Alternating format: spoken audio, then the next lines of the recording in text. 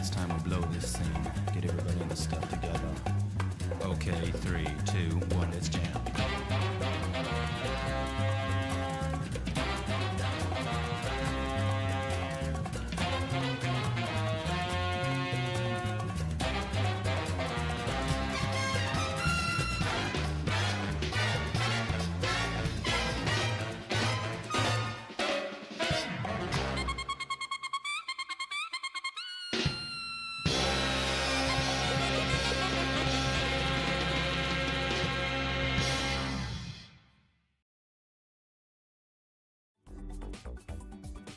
All right. Hello. Welcome, everybody, and hope you're having a good Monday. Welcome to Monday Night Mashfest. I'm Koyo. I'm the guy currently... I'm stealing your thunder. I'm sorry. No, it's good. I mean, if anything, you're the one that's, like, honestly the bigger one for this duo. Generally... I am physically very big. Yeah, I'm a very small little wolf boy PNG on the left side, That's how it goes with us. But not even just that. You're like the big guy when it comes to playing in these brackets as well. So you got way more of an actual appearance here. You know your stuff. I'm just kind of the little whiny baby that says, I just want real Oki with Akiha. I'm just not wanting to learn anything. Well, that's great because we're actually going to get Oki with Akiha with our first set. Let's go! So on deck for stream, we got MPGame versus Luffy. So MPGame, he's like the fourth Mario that you kind of hear about occasionally that pops up in these brackets. He's a Skullgirls player. I hope that just illustrates what we could be seeing from this Mario player. And then we've got Luffy, who's been back in the States for a few months on the Akiha, one of the two main North American Akiha players currently. And they're in the bracket tonight. Good to see. They must have gotten their homework done. We'd love to see it. And I think this will be a very good set. Luffy has a lot of experience with like Kirby and JCOM, so they've got the matchup for sure. But MP plays a very specific game, so it'll be up to them both to show which one can come out here. I've seen MPGame quite a few times on the Mario as well, but I never fully known that they played Skullgirls. And once you said that, I'm like, oh, everything just started to click. Yeah. Oh, I recognize it. Yeah, okay, that makes sense. You gotta love, like, we talk about like pipelines to get into games, and this is one of those games where you can tell, even at like the top level, you can kind of tell. And it's really fun for it because it gives us a lot of different play styles and identities coming into this game. And if you would like to support any of these people who could possibly make top 8, go check out the Match Reno. It took us a lot longer than I would have liked last time to get the Match Reno done, so let's try and get this done before top 8. Capiche? Capiche. I have nothing more to add about that. I mean, it's just a nice little match, It's very easy to get those things done. So, yeah, we'll get it done over a bit of time. But, yeah, if we could get them done earlier, I'd be very happy about that. Because we also got cool sponsorship codes. I see the Paragon ones are back. Love to see it. Those are really cool because it's just like, follow this channel, go subscribe to YouTube, and it'll put even more free money into the pot. Did we already get a donation into there? Oh my goodness. From Impy himself. Oh shit! Thank you, Imp. The truest, best club right there. We've also got Yams. Thank you, Yams. Appreciate it.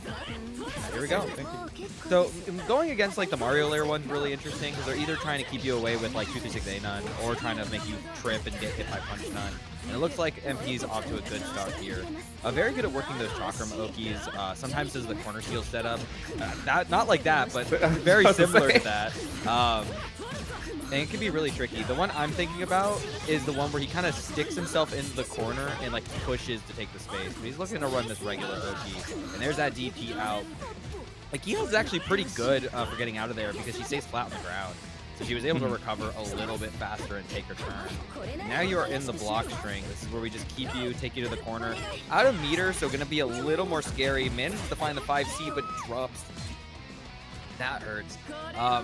Akiha is that really good pressure that can keep you in, and even without meter, she can kind of poke you for jumping early. Got MP for jumping, just wasn't able to pull it through. Yeah, I feel like that's actually going to be one of the nice things about Akiha in this matchup. Mario loves to just kind of be a hidden run, always in the sky type character, and it's a little hard to really keep up and like hit those spaces that he's at. But Akiha with like a huge anti-air button. Oh my Yeah. goodness, you're so right. That corner steal is actually pretty scary right there. Yeah, just an added trick, and MP really likes going for it. But you're right, things like Akiha's DP are so good at shutting down the air movement, and Mario is very good in the air-to-air game against a lot of characters. So shutting that down from the ground is great. Whiff on the throw, and evaded the explosion as well. Great maneuvering from MPGame to get around that situation. I'm gonna win that first game. Yeah, I was expecting to get around the throw, but I thought the explosion was gonna catch no matter what. That thing, the explosion's relatively big, I feel. So Yeah, it was a little decent amount of that like upward area, but I think MP managed to go full into the corner to evade it. It was very impressive. Oh my goodness, nice block right there. I was not sure about that cross under, but it seems like they weren't sure about the high-low. Yeah, once again, that DP, as you mentioned before, keeping them on the ground actually lets them recover fast enough and getting a combo of their own. Oh no, let it drop. Got 5A, was maybe trying to do like 5A into air throw. I just didn't get the command throw after. Now you're in the corner. Here we go. Take the corner, and it's still in great blocks. And this is very similar to Akiha's game plan. Mario's now can use the moon skill Nun to keep their opponent fully locked to hold a box string, similar to Akiha on her wheels. And Luffy just struggling to block in the initial part. I'm a little surprised to see MP kind of pull back from that, because usually Mario's will use that to push you all the way to the corner. But MP's actually stopping it a little earlier to do a little bit of initial mix that you may not be ready for. Oh no, caught by the chakram in the air. That sets up the air unblockable. Oh no!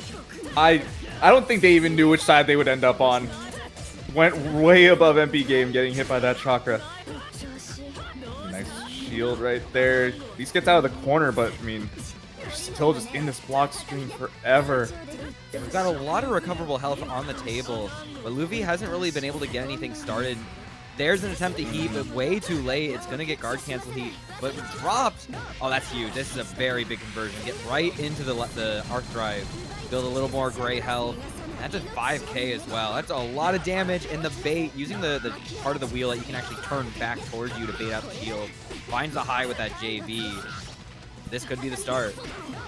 Yes, it is. Finds the JB again. The JB, very interesting. So she kind of takes herself up a little bit, and the hitbox goes straight down and covers both sides pretty big. So it can be really difficult, A, to anti-air it, and B, to kind of contest it if you're like trying to run under it. I also want to say, like, going for the bait on the first wheel Oki, great idea considering how aggressive MPGame has been so far. And they're probably still going to want to choose to be aggressive even on their defense. So, like, what a conversion right there. And goes for the cross under too. Yeah, that run under was very impressive. MP able to deal with it, but knowing that OTG is pretty important for the Akiha game plan, just because you have a lot of corner, you can bring people very far towards the corner. Unfortunately, another good hit from MPGame ends the set. Was able to just kind of neutralize that situation off that failed left-right. But it was still very, very well done. There was definitely some things matchup specific wise we got to see from Luffy. Just wasn't really able to carry that momentum. And MP, I think out of all the Marios, is very much oh, my health bar is gone kind of players. You kind of get hit by 3 really solid conversions and die. Whereas some of the other Marios may look a little more for their Oki. I think he's very good on making you make a decision in awkward spots that you're kind of not ready for. And he is going to move on to play the winner of OmniSScythe and matches that have not finished yet. Ooh, okay. But that should be good. I think if he plays OmniSScythe, I would say he's probably the Mario least familiar with the PCL matchup. He's definitely gotten experience with it, but I think in the bracket head-to-head, he's probably not as used to it. We'll have to see. We are waiting on our next set, which is going to be Kirby and the winner of Gavin and Tracker Nervig, which could actually be a Mario PCL matchup if Gavin moves on. Mario PCL is a very big classic here. We're used to having a lot of our Marios and our PCLs in our bracket. We've got quite a few in today. I think 4 altogether, but we could see some different characters from 2 players. So OmniSScythe, we did see last week, was working on the Ushi, could bring the Ushi back for more. Same thing with Erin, but on the Akiha, we could get more Akiha action from them. And we got a few other players who are either trying different things or just messing around. Like Crystal, for instance, also a PCL player, been dabbling with the mash and the blob. I think Yun tonight is going all CL, so that'll be a fun treat. And Just then, normal CL? Just normal CL, not PCL. I love it. Yeah, I need to see that then actually. Yep. Make it through the bracket. And we've also got the return of FajitaEatah, who has been grinding the game over the last, I think, month and a half. They are on Ushi currently, switched off the Mario now that they're on a box controller. So we've got quite a few people ready to go in this bracket. Yeah, still a lot of nice names and a lot of character variety from the things that you're talking about, especially mostly from subs. I feel like, and I feel like a lot of people are wanting to get into these subs, wanting to understand a bit more of the roster, possibly have some extra tricks under their sleeves, because like some of these characters still feel somewhat unexplored, For sure. and there's still so much that you could really figure out for them and just have a bit more fun with, and really just show off. I can point out the parts that you don't understand in matchups that are just, you know, uncommon. Yeah, it can be really tricky, especially if you stick with a character for so long. There's like a way of getting a little stagnant sometimes. It's good, I think, to extend yourself out to other characters so you can come back and be like, oh, I kind of see this a little bit differently now, and I can take advantage of this in this way. And I'm a big proponent of trying different characters to kind of get a better idea for that. And also, characters in this game are just fun. Like, you start to play a character a little more, you'll maybe learn their BMBs or their basic mechanics, and you're like, oh, I get it. Like, I'm starting to feel why you would want to play this more. I think Omni on Ushi, I'm like, that makes sense. The small bit I've played on Ushi, I was like, I get it. Kind of hard technically, but the flow for it, getting the like reads on DPs, for instance, so managing to get the hunt down with that move, it feels really good. We are actually going to get a bracket switch. So instead of playing the winner of Kirby, we're actually going to get MadeInHeaven and Crystal, which is very funny because MadeInHeaven and fighting a PCL player in like round 2 or round 3 is just kind of a classic for me. It's usually OmniSScythe, so I'm excited to see how this will go. I kind of wish I had given him practice. We were playing earlier today, and I was playing him with the CL, or playing them with the CL. My apologies. And I could have definitely played them on the PCL, but I did not. So they're gonna go into focusing too much on the original better CL in my opinion. I'm squinting my eyes. I'm getting closer to the that camera. Mash. That is Mash. We don't even have Kirby's very specific joke of playing Mash, but with the PCL colors. That's just Mash. I don't know if we're actually gonna see the Mash, but I can see the matchup working. Could also maybe see Vlog. No, okay, that is the PCL. It's like, oh, I can see both eyes. Yeah, that's definitely PCL. Yeah, that's my bad. I forgot. Crystal's running the Skyla color on PCL.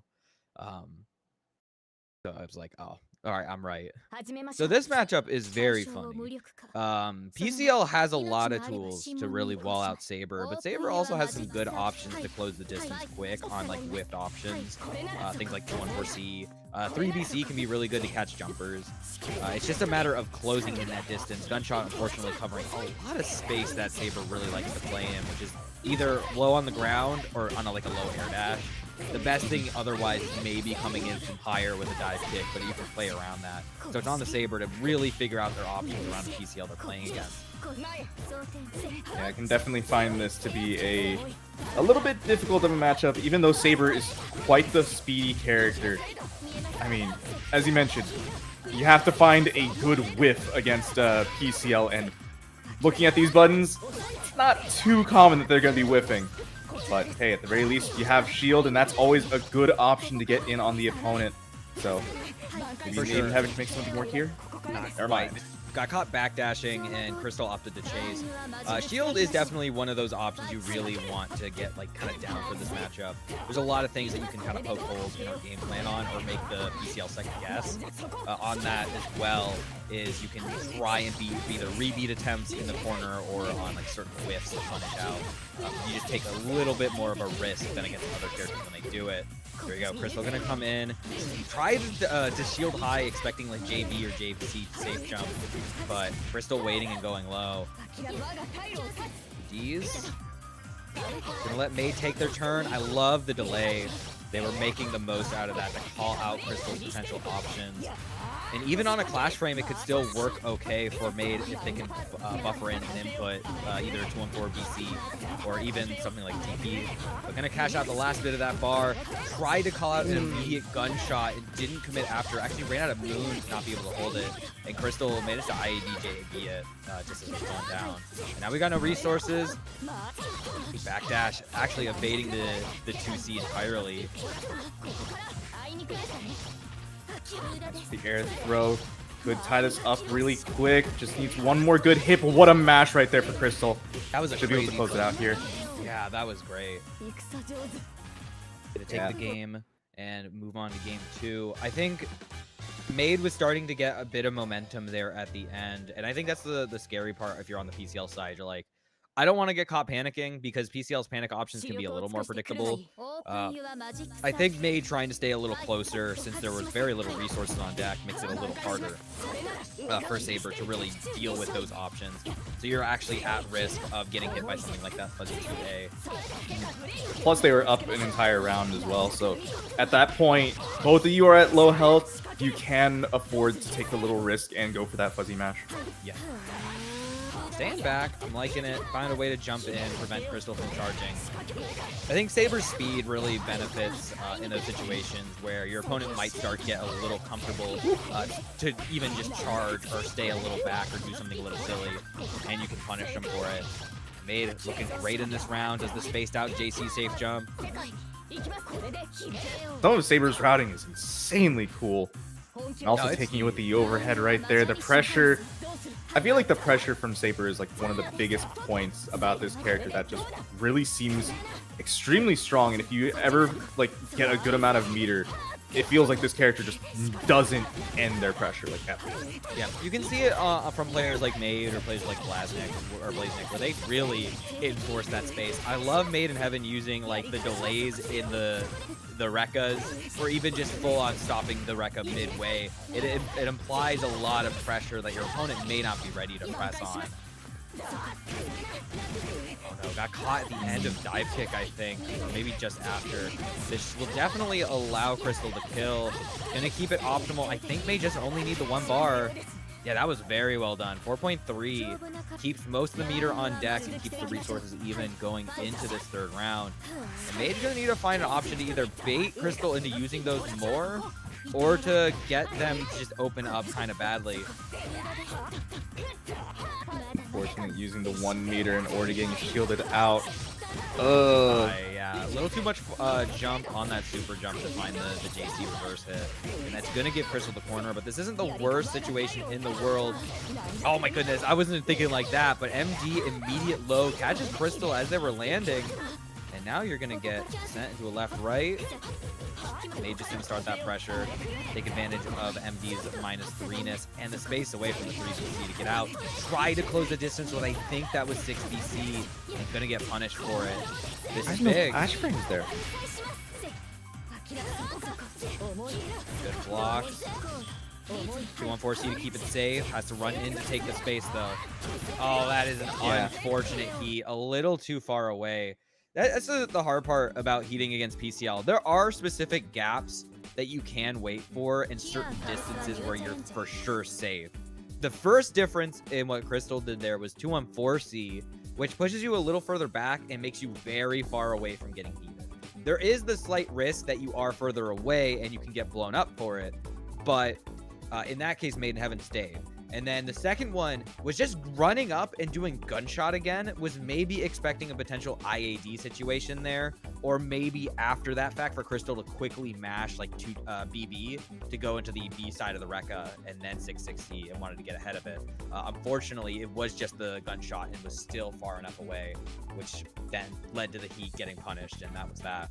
But very well done by Crystal. That was a very impressive set. I think they can be happy about that. They'll be playing the winner of Shinoa and Lumina a little bit later. But we're going to be up into the next set, which is going to be Erin versus FajitaEatah, beating Yun 2-1. All right. So you said FajitaEatah is currently on the Ushi, right? Yep. They have like fully converted over to the Ushi side. This character has a very interesting matchup into PCL. It can be bad. I would like to say up front, it can be kind of bad. PCL has a lot of options that can cover things, but Ushi has some very character-specific things in the matchup. One of the biggest known ones, like 2C, that can really punish approaching charge JC, and is also really good at beating out her backdash, if you can call it out. But the main things is on the ground. Things like gunshot can be really difficult to deal with, and a lot of your teleport options can be snuffed out by things like DP or 3C. That makes them a bit more of a gamble than you would expect. It'll be on Fajita to try and figure out a way to get around that. And I'm just kidding. Erin is on the Akiha today, so we got to see it a little bit last Mashfest, bringing it back this time. And yeah, I think Akiha is very, very good for Erin's style of play. Really wants to keep you locked down in the corner and not really let up until they find an opening. Can threaten things like double, triple, even quadruple overhead, find a low, all while you just have to block it and you can't get out. And I wondered about if they were going to pick the Akiha as well, since this was kind of the matchup that was played out last week against Omni on the Ushi. So possibly just wanting to continue up with the knowledge on this. Whoa! That was an interesting looking teleport hit right there. Nice find as well on the DP. Should do quite a bit of damage to the regular throw. Stops immediate. So far, some really good blocks from Erin. We're gonna see this a lot from Fajita. He's liking to do the 214A into I believe it's A again, immediate IAD JC to kind of keep a lockdown on a lot of what Erin needs to get out. It's really difficult, but if you can get it down to a science, it can be really good pressure. But Erin able to get out, great teleport, evades the entirety of 2BC because of the iframes. And now you're going to take it to the corner. Not enough to kill, so you're going to get this left-right off of 214C in the corner. Opts to just do the IAD back into JC. Just keeps the pressure going. Oh, that could have been so dangerous, and it's going to be dangerous. An immediate call out in the air. Fajita taking the game, taking the round. So 214A into B is very similar to 214B raw, but it's safe. So in that situation, Fajita probably could have option selected into like 2A shield to punish that B, but still winning the round despite that. But Erin taking it to the corner. Doing some pretty good damage too, and now once again with this pressure, as you mentioned before, Erin always really good with their pressure and can find these good hits. And Akiha, a character that has some pretty consistent damage. I mean, look at this, already at that 4.2. Just needs one more good hit. Had it there, but didn't believe. Just a little bit more. What a throw right there. Yeah, this matchup can be really rough because Akiha does a lot of chip that you just have to take, and it takes up quite a bit of time as well. So if you're playing a character like Ushi has such little health, it can be really dangerous once you're there. Here we go, looping the pressure, tries to go for the left-right, or more just the other side to open up. I like the patience there from Fajita, kind of waiting things out for a good amount, and now trying to take their turn, but still just getting caught by Erin. Unfortunate there. Now they're going to be put into this corner. Last time they were put into the corner, it ended off pretty fast, so want to get out of here as soon as possible. Good heat, gonna just get out, cash out, keep the pressure safe. Great DP though from Erin, gonna get out of that situation entirely and get quite a bit of damage off the OTG. Teleported in, got a little scared, had to back off. I like that run under into the 2BC, but not really getting anything quite yet, and that's another teleport just to get around it. This time, not actually getting a punishment. Oh! Very nice bait on the heat right there. We talked about it earlier, that 214A into B being plus, and this time Fajita getting the OS on the heat attempt. And now you've taken Erin's meter, and you're applying that pressure. This shouldn't be enough to kill, but you're gonna get one more knockdown, and Erin doesn't build the meter for heat right away. Yeah, no meter, and didn't even have Moondrive. Gets the heat anyways. Oh no, that's bad. This is gonna be heartbreaking. Fajita trying to stay in. There's the gritty a little too far away, but the trade, it works out in Fajita's favor, and he's gonna take the first game. Now the question is, do you think Erin stays on the Akiha? Actually, This does stay on it. We're gonna be seeing the Akiha the whole way through now. I'm a little scared for Erin, I'm not gonna lie. I think that first game kind of concluded in some very big I know what you're doing from Fajita. We'll have to see if Erin can make the adjustment around those. Definitely possible. We'll have to see. Ooh, nice catch with the 2B. And now, again, in this corner, good way of getting out using that shield. And a good heat actually as well. Unfortunately, just can't quite keep their pressure. Saber holding that block, but gets caught by the DP again. Very tricky pressure. And this should lead into 1 bar, probably 2 on 4C. There we go. Now you just have to guess here. Oh, that was tricky. Double teleport. Caught Erin still blocking same side and opens up. Fajita on set point. Let's see if he will be able to close it out. At the very least, Erin getting the first hit here. Can get the corner once again. This time, I think you have to like just wait and see about a good shield from Fajita. That's how they've been mostly wanting to get out of this corner here. Not really worrying about trying to mash on any of this pressure, just wanting to, never mind, actually does go for the mash here.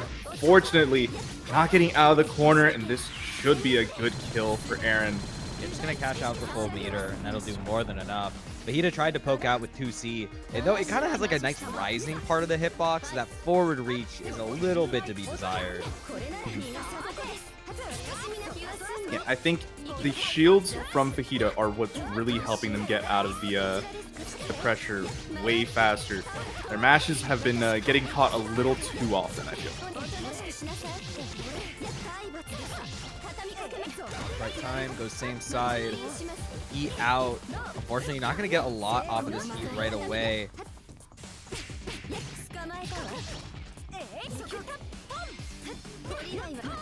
Ooh, good shield. Gonna be taking back the pressure. Only for a moment though, just back to neutral. Wanting to see what they can really get. But in neutral, it's a good time to actually go and thank Makoto Fox for a raid. Thank you for coming by. Hope you've been having fun. We've got quite a few Melty matches going on, so enjoy your stay here. It's really tricky. They're both like slowly trying to find opportunities to build that bar back up or find a little more moon. Both players utilizing that for their respective kits. There's the moon drive. Trying to find a way out, but the 2BC just a little too far out.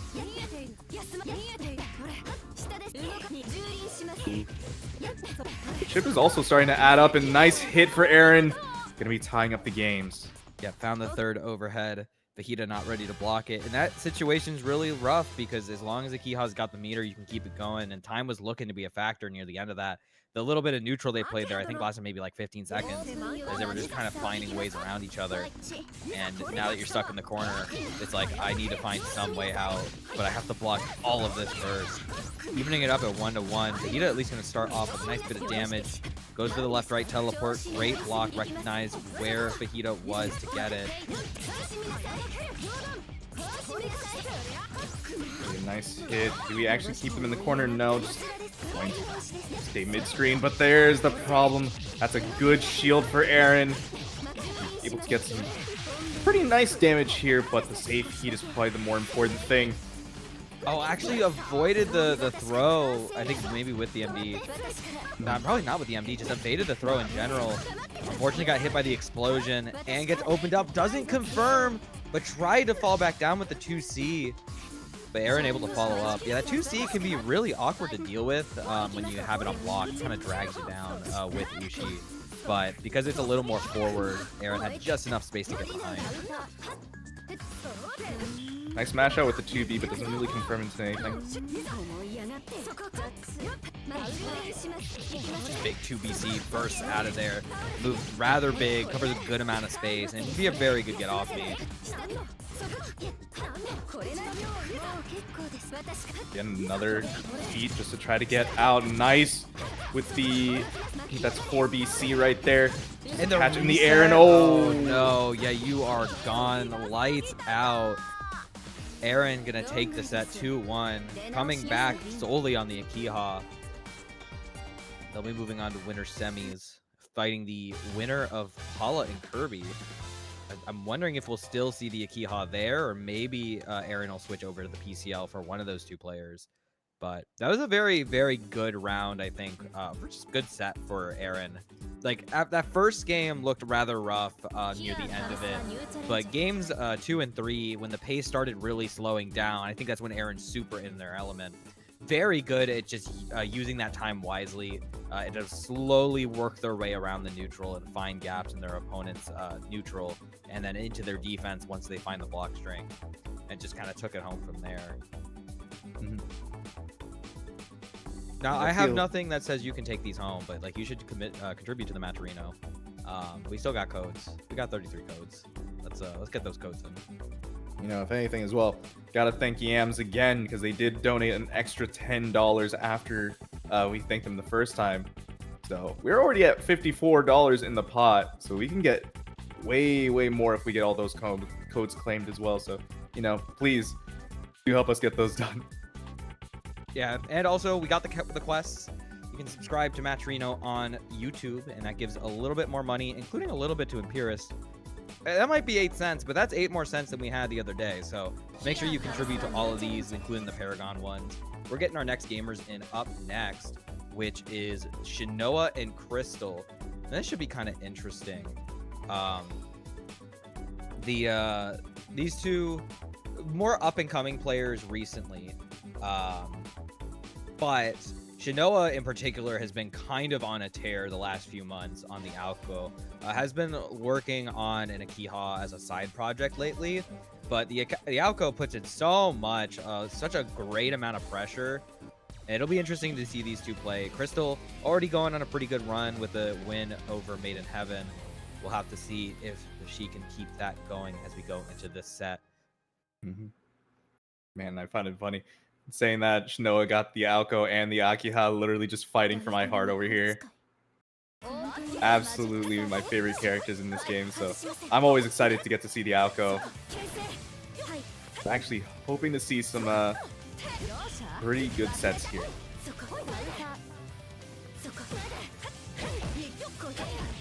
Here goes that pressure. Now, Shinoa is a player, very aggressive. There might be opportunities where you can fuzzy mash out, but he's so good at applying that instant pressure that many players can freeze up on the defense that it's really difficult to challenge.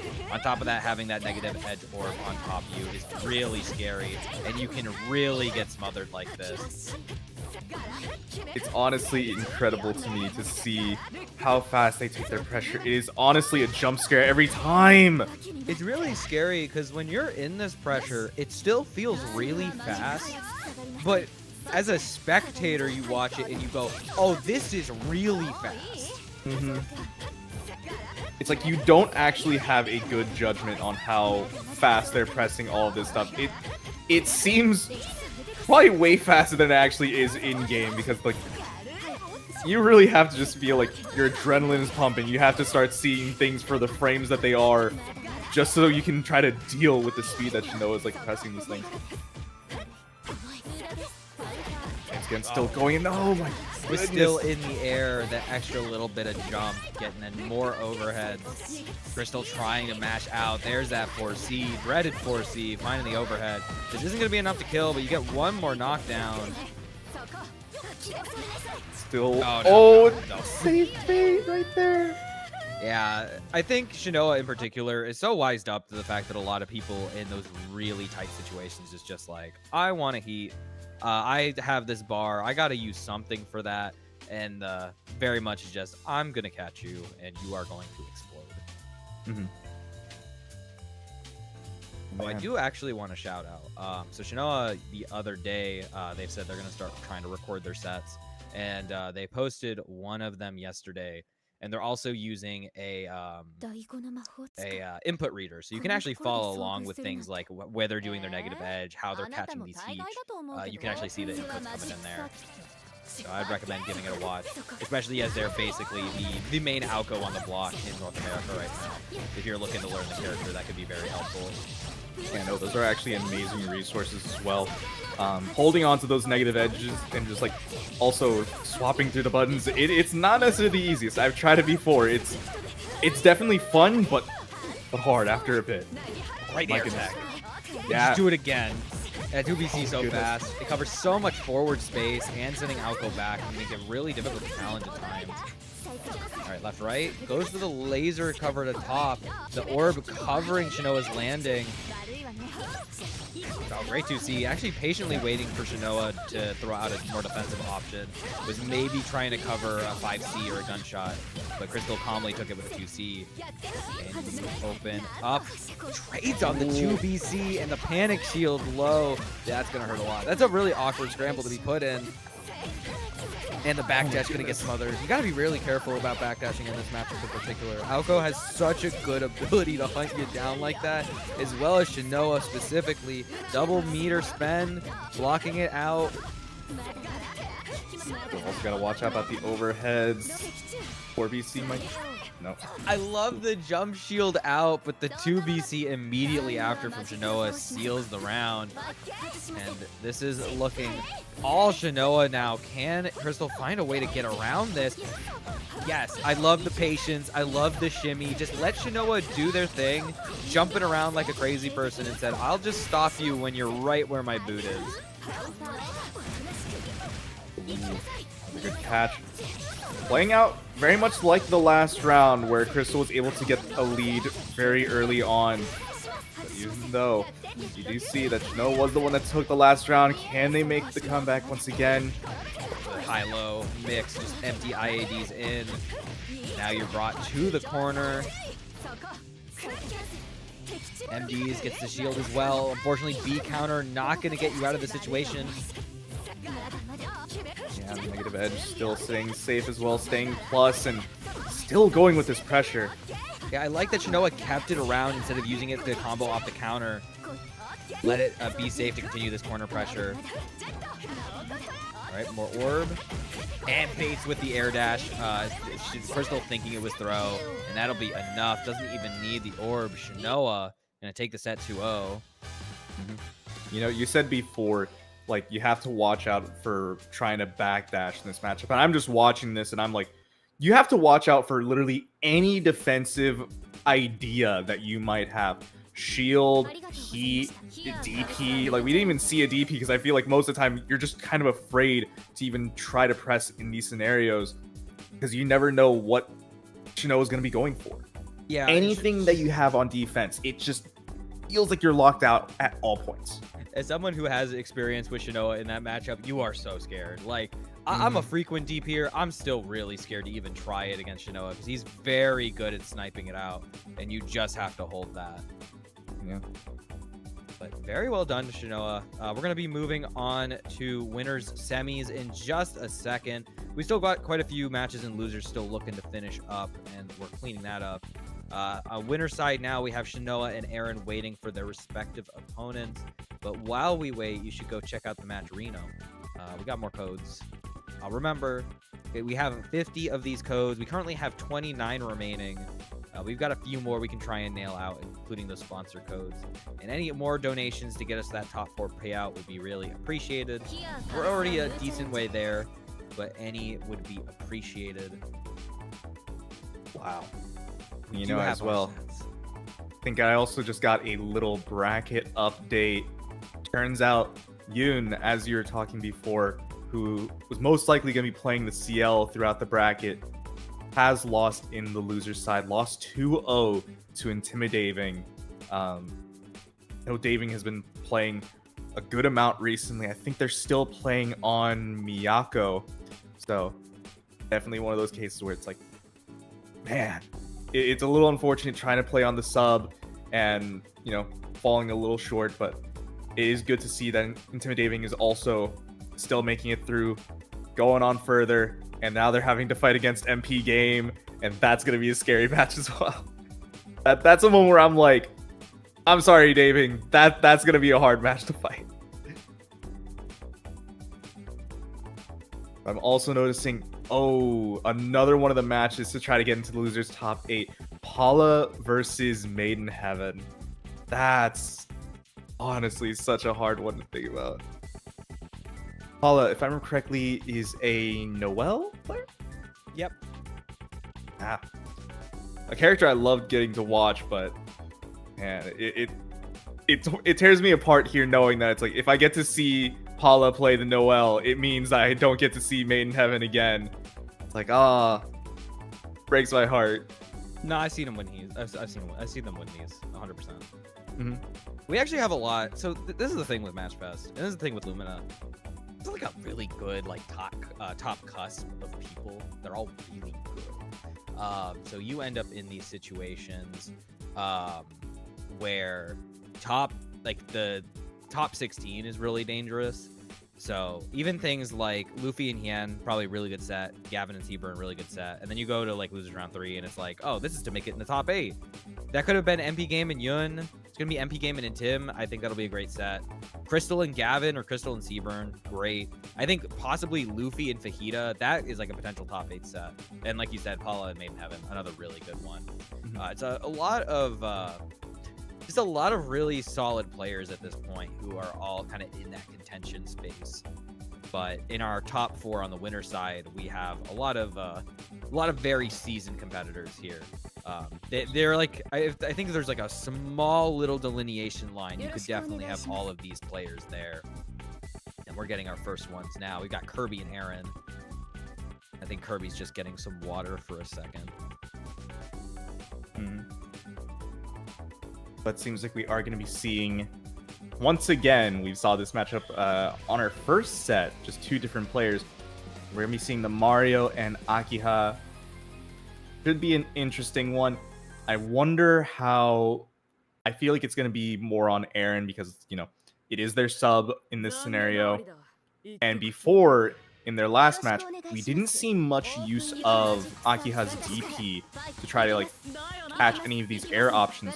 And I feel like that's something you really want to do here against Mario. So I want to see if Erin will be a bit more, aggressive using that DP option. You are in the mix. I think one of the hardest things when you're playing a sub is playing into Mario and remembering how you navigate the character's Oki, because you might be navigating the Oki in ways that is more character specific than you think, or like they more play into your specific game plan.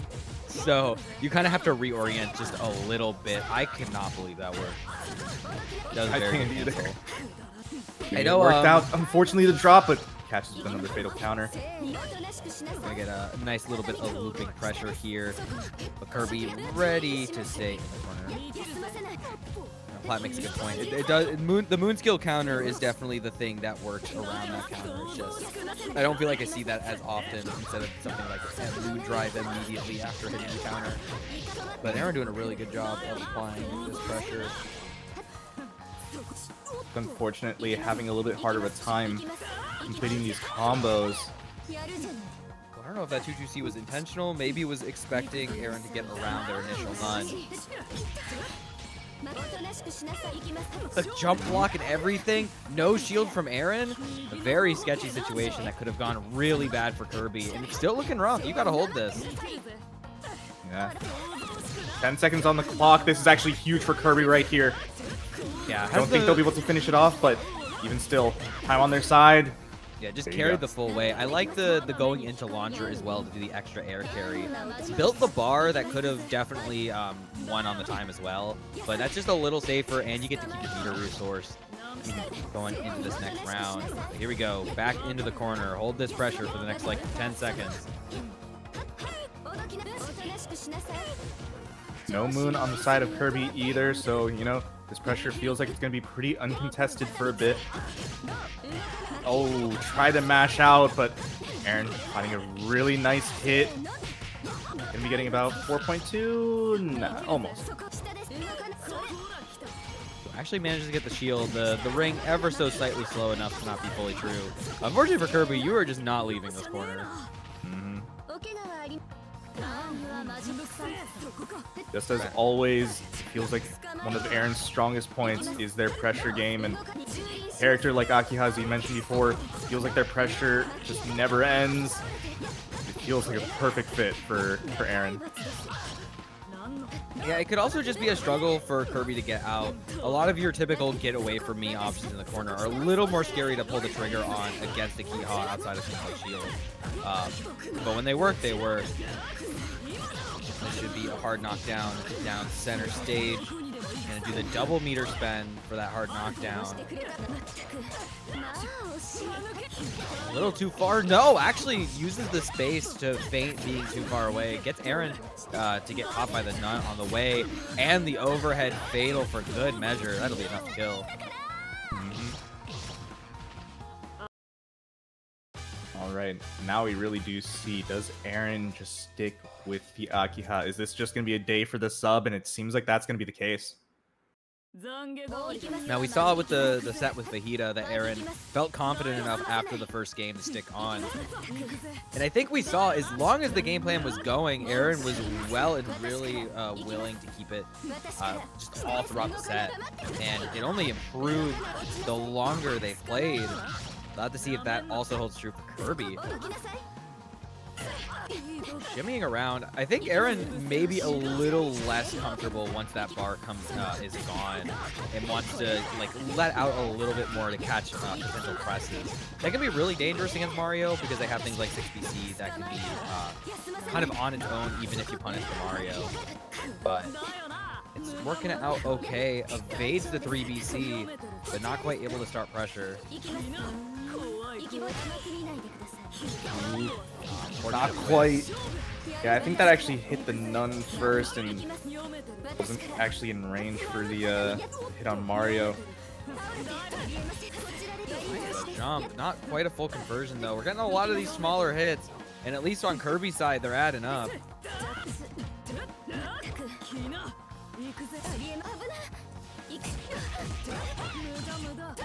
Oh, this could actually be really good for Kirby here. Can we get anything set up? No, drops the combo. Moon drive, still gets the hit. Oh. Yeah, with where the time is right now, that was super dangerous. Probably just Kirby run the time for a little bit more. Actually, the heat's gonna help Erin here. I love the dancing there Kirby was doing around that pressure. And now here comes the loop. 2BC though, rings true, and that'll be enough health. Yeah, Kirby was wanting to wait around the 2BC attempts. Just like, I want to just keep full away from you and threaten with 4BC, even if I don't use it. Just because the timer is getting so low. And then try to run the looping pressure that that Mario has.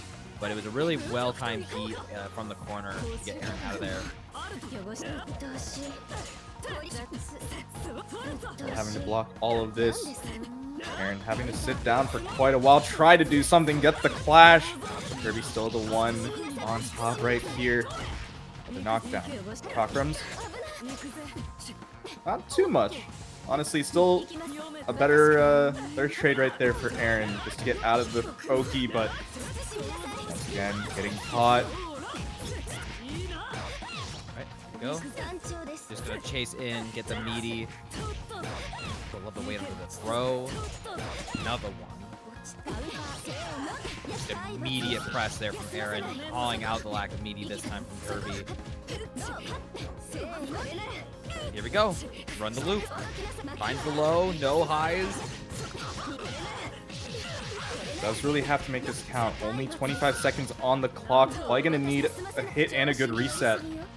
That empty IAD in the throw. Tries to do it again with a ring, but it was 2+. Can't afford not to be aggressive right here for Erin. Kirby's so real for just doing backdash multiple times. Manages to beat out the DP attempt from Erin with the punch nun. Even on the trade, does enough to kill. And Kirby on set point, but Erin not too far behind. I love that knockdown. I love that specific setup of the Mario going, okay, I'm on one side of the stage, I'm gonna run away now, but the nun's still there, and you better remember that nun's still there. She's gonna clip you. Oh no, everything's going the way of Kirby. The heat though allows Erin to get out for a moment, but have to try their hardest just to turn this around. Alright, running the pressure. Here's the loops. Can't heat here.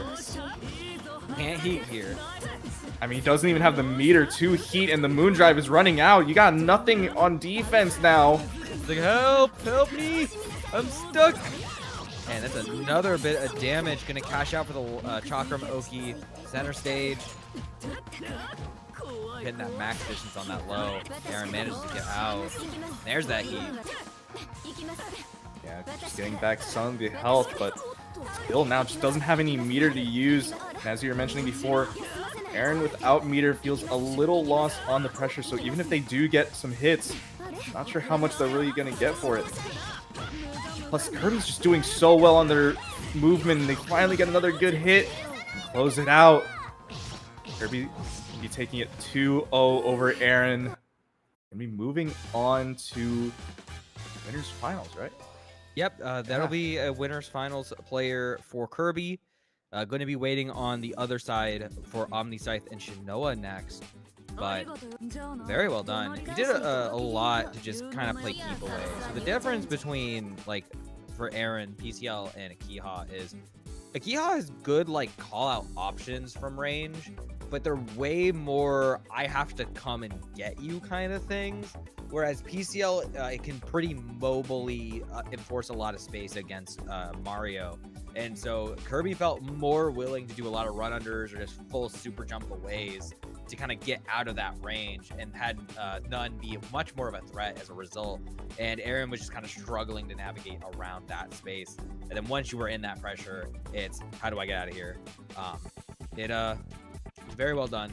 Definitely locked in, played the matchup, and now is going to see who they play next with either OmniSScythe or Shinoa. Both players that could win this whole bracket.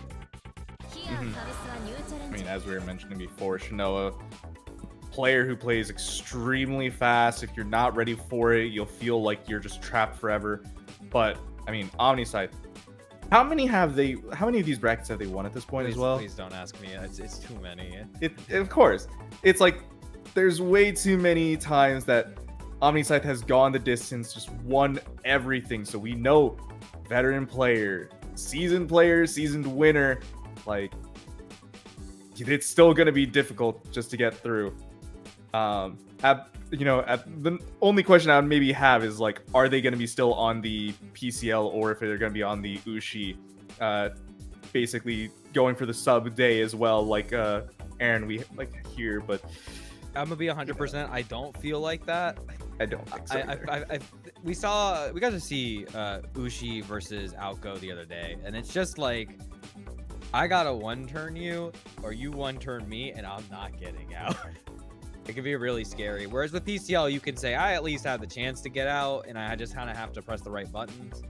It looks like we are going to see the PCL. What is a TV repair mod? It makes me think of a Digimon. Okay. There is like a Digimon that's like basically just a TV head. I think it's like Monotimon? That's a whole different thing. At first, I thought that said TV repair mom, and I was just like very confused. I remember there being, I think it was like a PS4 commercial about like a kid in this like PlayStation guy convincing this guy's mom that he's installing like an internet hotspot or something in their house, but it's a PS4. But I don't think that's what it is. But we're getting right into the set. OmniSScythe starting off by bringing Shinoa to the corner. And there we go. Already getting the nice knockdown. Now it's just going to be Omni running their pressure for a good amount of time. Getting around the A follow-up is honestly pretty crazy right there. Looked a little awkward, but hey, if it works, and you know the A follow-up for Omni works out this time as well, should be able to get this to the corner. Yeah, it was interesting. Did the BC follow-up and then just landed right with it. It just kept the momentum after that. Shinoa like a little too nervous to press right after. OmniSScythe winning that with a perfect. It's kind of what you have to do in this matchup, especially against Shinoa. You can't let him out, or he'll start running that serious pressure. Oh, probably like this. Are you? Oh, okay. How many times did that cross up? Yeah, it's oof, ouchies, my eyes. And now Shinoa working on perfect. My goodness, still all this pressure just taking you to the corner so fast, and yeah, finding the hits. Shinoa reversing with their own perfect at the end there. Yeah, I think Omni may have tried to do something like Gunshot to call out Shinoa's approach, which is a little too late. I think Shinoa covered it well enough. Now you're back in the corner. I guess wrong, my bad. So what, now you get like one more guess or you die? That's how this works now? I mean, we're gonna MD, waits for the orb to detonate, doesn't block the overhead, now you're dead. Yep, so it was one more guess. There we go. And an extra perfect. All of these rounds were just perfects. No one... Like, if you get one hit, that was it. That's how it works. Not even chip damage. That's all. That doesn't matter. You get hit once, it's gone. Yeah, it's kind of a double-edged sword because you understand that you have to commit to something, but because of the threat of being one-touched, your commitment is typically really early, and that sucks because if Shinoa knows you want something early, they're just gonna bait out whatever that early option is. Oh my goodness, just trying to go through with the shield follow-ups, and Shinoa just absolutely going through it all. Again, setting up the orbs, wait it out a good amount, good patience, trying to see if Omni's gonna want to go for any defensive option like that. Lets it drop though, but I love the launcher just about immediately catches the air dash attempt. Doesn't give Shinoa enough time to shield right after. Now OmniSScythe taking it all the way to the corner. Boom. At least we're not running into another perfect. If that was a little higher, OmniSScythe whiffs that and really sad.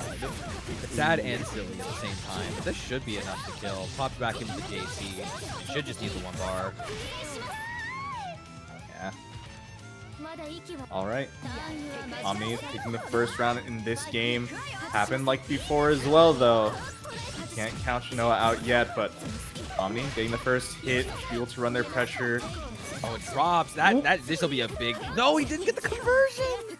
There's a few things that he could have done to convert off of that, but we're flailing right now. Tries to JC in, but was a little too low to the ground and you can't blown up for it. And this is rough. You just used your MD. Still have it on deck, but those flash frames aren't going to work out the best, but... Oh, he would have been a hero. He should have probably tried and done a 214C there. It would have had the full range. The 214B there, if Shinoa even moved an inch forward, you were getting blown up for that. But these blocks right here from Omni were pretty good. Still getting through all of the shield wars right there, but Shinoa on top of it right here. That's another orb, and yeah, just catches he tried to mash. Yeah, it's rough. Not only were you like already in a bad spot where the orb was there and you kind of had to hold that, it was also, oh, you were like pressing beat attack and now you're blowing up. I actually got the call out with the 214C and got the 2C, just wasn't able to fully convert. So Shinoa is going to take advantage and get that offense going for this round. Oh no, and the BC counter trade. That's rough. Back to the corner you go, and now you don't have your MD. Great jump up though. Avoided the standing 5A from Shinoa, and because it's a low standing 5A, made the space. And there's that A laser this time, or the C laser. Yeah, like you C laser right there, but here's some extra lasers for your troubles. Over to this corner. One more guess. What's it gonna be? Another MD. Got caught shielding. It was the negative edge orb. So casually Shinoa can just run in, throw you, GG's, shake my hand. And now we're gonna get Shinoa and Kirby in winners finals to see who's gonna set themselves up for a nice position. Yeah, no, that Shinoa pressure is so scary. The only person I've ever seen consistently deal with Shinoa pressure is JCOM, and he is not here today. So Kirby is gonna have to be JCOM for today and lock in if he wants to win the tournament. But we'll be moving down to our loser side, which I'm gonna do a quick page refresh, make sure I can see everything. We got one more set still working, which is Crystal and Saber, to decide who will play MPGame. But up first, we got MadeInHeaven versus FajitaEatah. FajitaEatah managing to beat Luffy 2-1, and MadeInHeaven beating Paula 2-0. and looking to go on a bit of a tear here. If they can win this set, they'll get to play OmniSScythe, and if Fajita wins, he gets to play OmniSScythe. They're just fighting to stay alive right now. Oh, it is Crystal. Okay. Yeah. That's super rough for Saber. Saber got the double PCL gauntlet. I had to play Gavin and won that set 2-1 right into Crystal. So I couldn't do the 2P, but still good attempts. And while we're saying these words, Matcherino, guys, why are we at 27? We are on Twitch. We got 96 people on Twitch. We're on YouTube. We're on Twitter. We can do this. If you use !Matcherino right now in the chat room, the bot itself will come and deliver amongst you a code link, or just a link to do some codes, put some money in the pot. It's very helpful. You don't even have to pay anything. If you want to put money in the pot, you can as well, but even for free, you can do it, and it would be much appreciated. We try to get to that top 4 payout, give people a little bit of love for our weekly bracket. I feel like it's super important to remind people it's very easy to get these codes done, you know? All you gotta do, hit the claim code button and just sign into any like social, like YouTube, Twitter, Twitch, like generally the spots that you're watching this on now. Yeah, you could use those. It's crazy. Like, you click the login, or even like if you're not logged in and you click like claim code, it pulls up like a list of like 8 names of different websites, and it's like, oh, okay. I could do one of these. I made a Line account just for Matcherino. Really? I don't use Line. I might one day, but for now it's just for Matcherino. We got both players in now, locking in. So we got a double fate battle. One is staying home for the night, and one is on the go. I see what she did. My bad. Yes. Truly a tale of crossing fate, it seems. Let's see. Which one is a little bit better? Which one feels like they won out on this gacha roll of a tournament? I have to ask Fushi what his thoughts are on this matchup. I don't feel like I see this one too often, but they both seem like they have kits that kind of play around each other. As the Ushi, you have a lot of ways to jump around and catch the movement of Saber. You might just have a little bit of a hard time challenging some of these rebeats if you're not careful. On the other hand, Saber, very aggressive, and once you get in, you kind of have to call out things like throw attempts, maybe with like EXTP to get out of the way. But MadeInHeaven, looking at this matchup, looked great for Saber, taking that first round. That's the overhead into the MD. We're gonna try and get a bunch of damage and meter for this. Reset. Shield right there, still just trying to get through, but pressure just always feels like it's on Made's side, but FajitaEatah still having to try to make something happen. They're losing so much life, even if it's like not full hits. There we go. Big clash frames on that 5C. I think what Fajita's looking for, and why it's looking a little dire, is they're trying to find the opportunities to get these DPs with B to try and snipe Made's movement, either on like an air dash or a back dash. But surprisingly, Made has been kind of holding that ground firmly and blocking them, forcing Fajita to spend that bar. But now that he's got that going, this pressure is looking really good. Got the chase with the 5C. Great shield right there. Stand back. That chip is very much adding up. This is going to crank a lot of damage. Not going to be enough to kill, I don't think. You're not going to build the second bar. But one throw could kill here, and now you're just kind of guessing.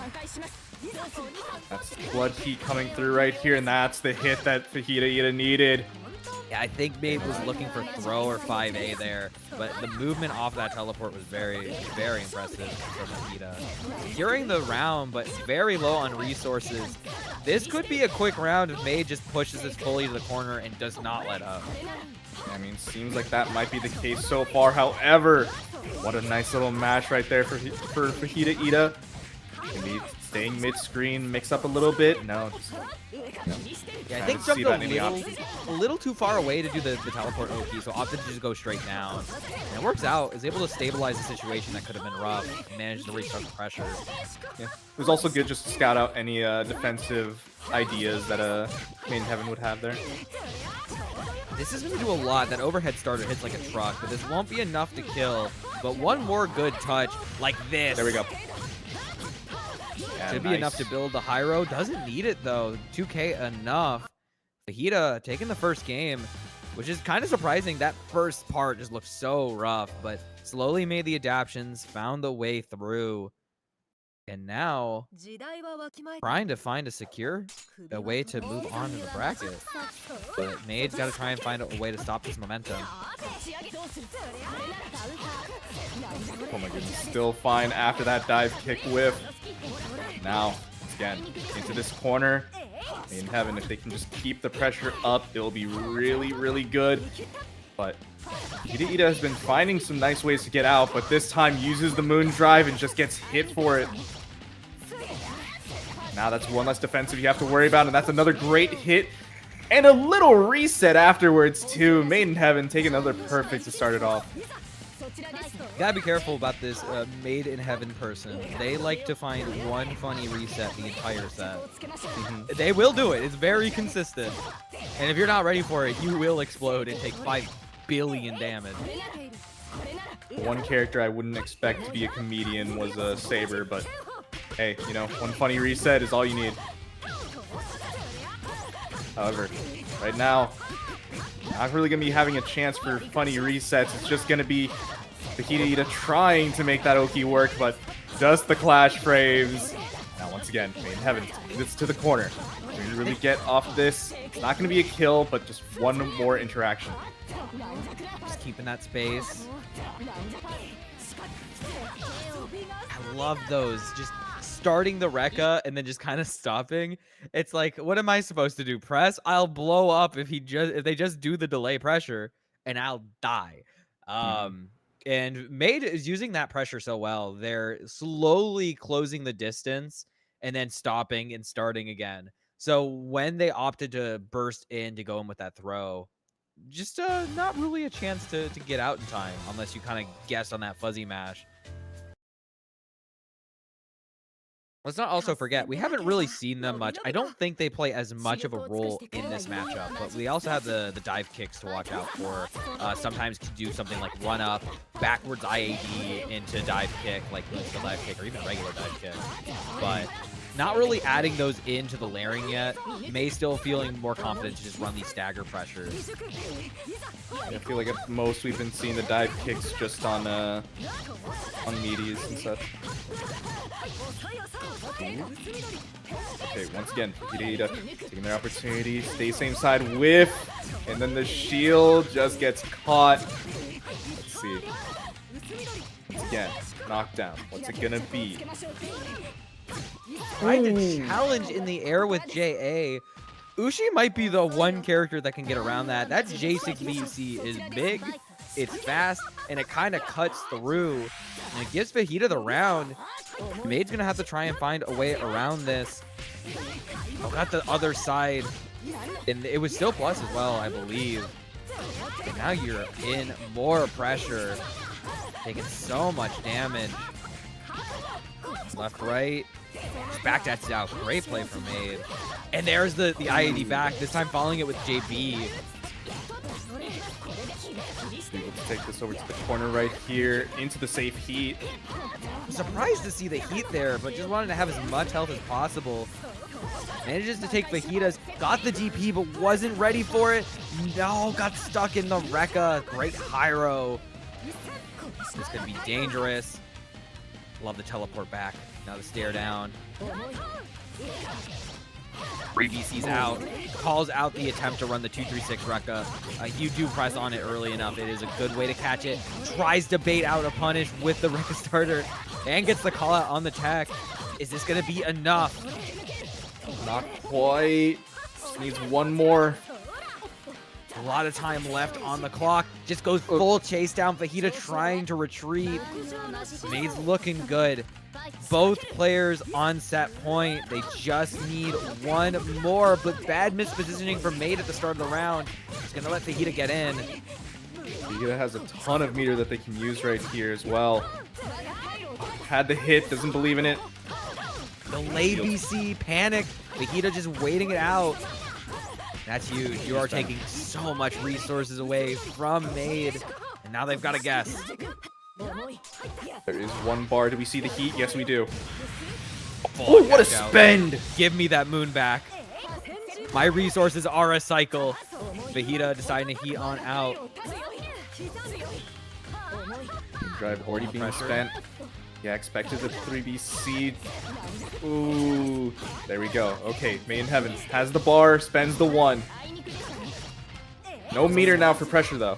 Yeah, but it has so much recoverable health. If Fajita finds the opening for the MD, and that should be enough on the cash out. Doesn't even need it.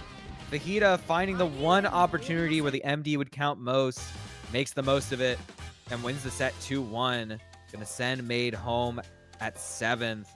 They definitely put up a great fight. Just a few awkward situations really decided the fate of that set. But both players fought well hard, and for your reward, OmniSScythe. And you Oh, have what a like reward. the Price is Right sound effect. You know, talking about rewards, let's see about increasing the reward for our gamers at the end of the night with this Matcherino. Beautiful. I love it. Full marks. You know, it's super simple to get these Matcherino codes done. All you gotta do is head on over to the Matcherino page, hit the claim code button, sign into any of your socials, and it puts free money into the pot. We also do have some of those sponsor quests, like subscribing to Matcherino, Paragon. I mean, like, for real. If you're not subscribed to, like, Matcherino or Paragon, like, what are you doing? Especially for Paragon. Paragon runs amazing brackets for a bunch of other games as well, so go give them a subscribe. They deserve it, I feel. They're also one of the few organizations currently that have a Melty Blood sponsored player. They have Scrot, Vermilion, TM on their roster. Also playing other games like Streets and Grand Blue, of course. But I mean, it's the Coma that's on all the promotional images. So you know, if you're wanting to follow his efforts, you can probably go follow them too. But here we go. We got Crystal versus MPGame. No, we're gonna go to the PCL. This matchup's awesome. I love. Okay, so I just like playing into Mario, but PCL into Mario is really fun. You sound like a masochist when you say something like that. You know. I have been considered both a sadist and a masochist at times, so I can believe it. Awesome is subjective. It really do be like that, but yeah, this is a funny matchup because it's like you talk to any Mario on the street, and I feel like most of them at this point consider this matchup at least losing. Where losing is kind of up in the air. And then you got like Viv, who's like, nah, this matchup even. I don't know if that has changed lately, but it's definitely a matchup where Mario is still playing around the PCL, and their movement can be a big boon in this matchup. And there's certain situations, especially with the patch, things like 6BC allows them to get a bit more control out of the corner, but they're still having to deal with a lot of PCL pressure. And she has a really good way of sneaking around certain options with things like JC. You just gotta keep her locked down if you can. What a jump shield. Not able to get the pickup, but make it work. Can we just talk about how like so many of those interactions just went straight in the way of MPGame, and it feels like Crystal has not had an opportunity this entire time? Yeah, there was one specific situation that Crystal managed to find an opening to, just wasn't able to get much more out of it. And this is a situation PCL can find herself in at times. Like, if you get like so confused on which side you're at, you can't quite use like your perfect burst option every time. So you really have to know the in and out of that pressure, or you will get blown out of the water. None just getting hit by the gun, but who cares? Mario's right there to get the hit anyways. Yeah, I think that gunshot was great. Just needed to cash out into something else, maybe burnout or going in for 4A. Gonna get the DP out and take the corner with the OTG. All right, lock in. Finds the low with 2C. MP maybe thinking that Crystal was a little too spaced out for it. do that nice bit of knockdown. Try to catch a potential heat option, or maybe like immediate 6BC or something. But I MP think not it was. biting. I think it was for heat, and it was just slightly mistimed on the meaty. I'm just confused on the heat because MP's not really at a position where heat is that necessary, and trying to scout it out so early might get you killed. Wrong cash out for MP, and got caught mashing in the gap. Yeah, MP gonna take game 1 pretty solidly. Yeah, I think this matchup really requires you to apply a lot of pressure to the Mario because their main get off me tools at this point might be like 2BC, which as long as you have your MD saved up, isn't much of an issue for PCL. 6BC, which if you get caught like gunshotting Mario a little too late or something, you'll get hit by none and get into a scramble. Or things like jump 4BC or like super jump out of the corner. Very rarely you'll get caught on like a close rebeat with them mashing into rapid beat, but otherwise, you really guys gotta have pay attention to those situations, and if things get a little too swirly, you might just need to get out of there, find a way to kind of snipe them from location. On the JP with no punish. We're still gonna at least start that pressure, work it into that 6-6-E. And now just staying at this really good range. Oh my goodness, the punch nun still catching. I think that was the startup of a ADP right there. I think you were right. Yeah, I think Crystal was giving a little too much respect at that point. It was so far out that MP was like, oh, well, if you don't take this eventually, I'll take it. Rent's pretty cheap over here. That's a great snipe. Nice. Got the very start of that 6BC, so the nun didn't go through. I love the use of the rapid beat one there. Didn't go into full rapid beat, but used the regular one to close the distance. You don't see that too often. But I also think that was a really good moment just to kind of showcase this time Crystal changing it up and not just wanting to stay away at that same range as before and immediately just taking their turn when they could. Ah, got you. You tried to jump. The nun was on you. Got him. Oh, you wanted to do something full screen when none is right next to you? I don't think that works. Great tech. Yep. There's that 6BC, cashing it out to keep it safe. Another one. And guess what? You're like near across the screen, but nice mash. Yeah, that was really good. Very well timed. Got Crystal out of that situation. Can heat here to build that health back, but gonna just opt for the JC safe jump. 6-6-E to keep him smothered. And once again, just taking their turn, not necessarily staying at this range all too often. Good B counter, playing around Crystal's range. The patience found the 2A. Got caught jumping. Crystal fully committing to the 2-3-6-C, but doesn't find the J3B in time. Oh, we're jumping out. We're pressing buttons. We're playing Melty Blood. Gets the heat, but not really regenerating too much life. Gets caught as well. That should be a kill. You're gonna die. Yeah, that's really rough. So that was the B236, and it's kind of like a multi-part thing. So you saw MP did like 1 and 2, and then just didn't do the third one right off the bat. So Crystal was like, "Oh, it's over," and that's the bait.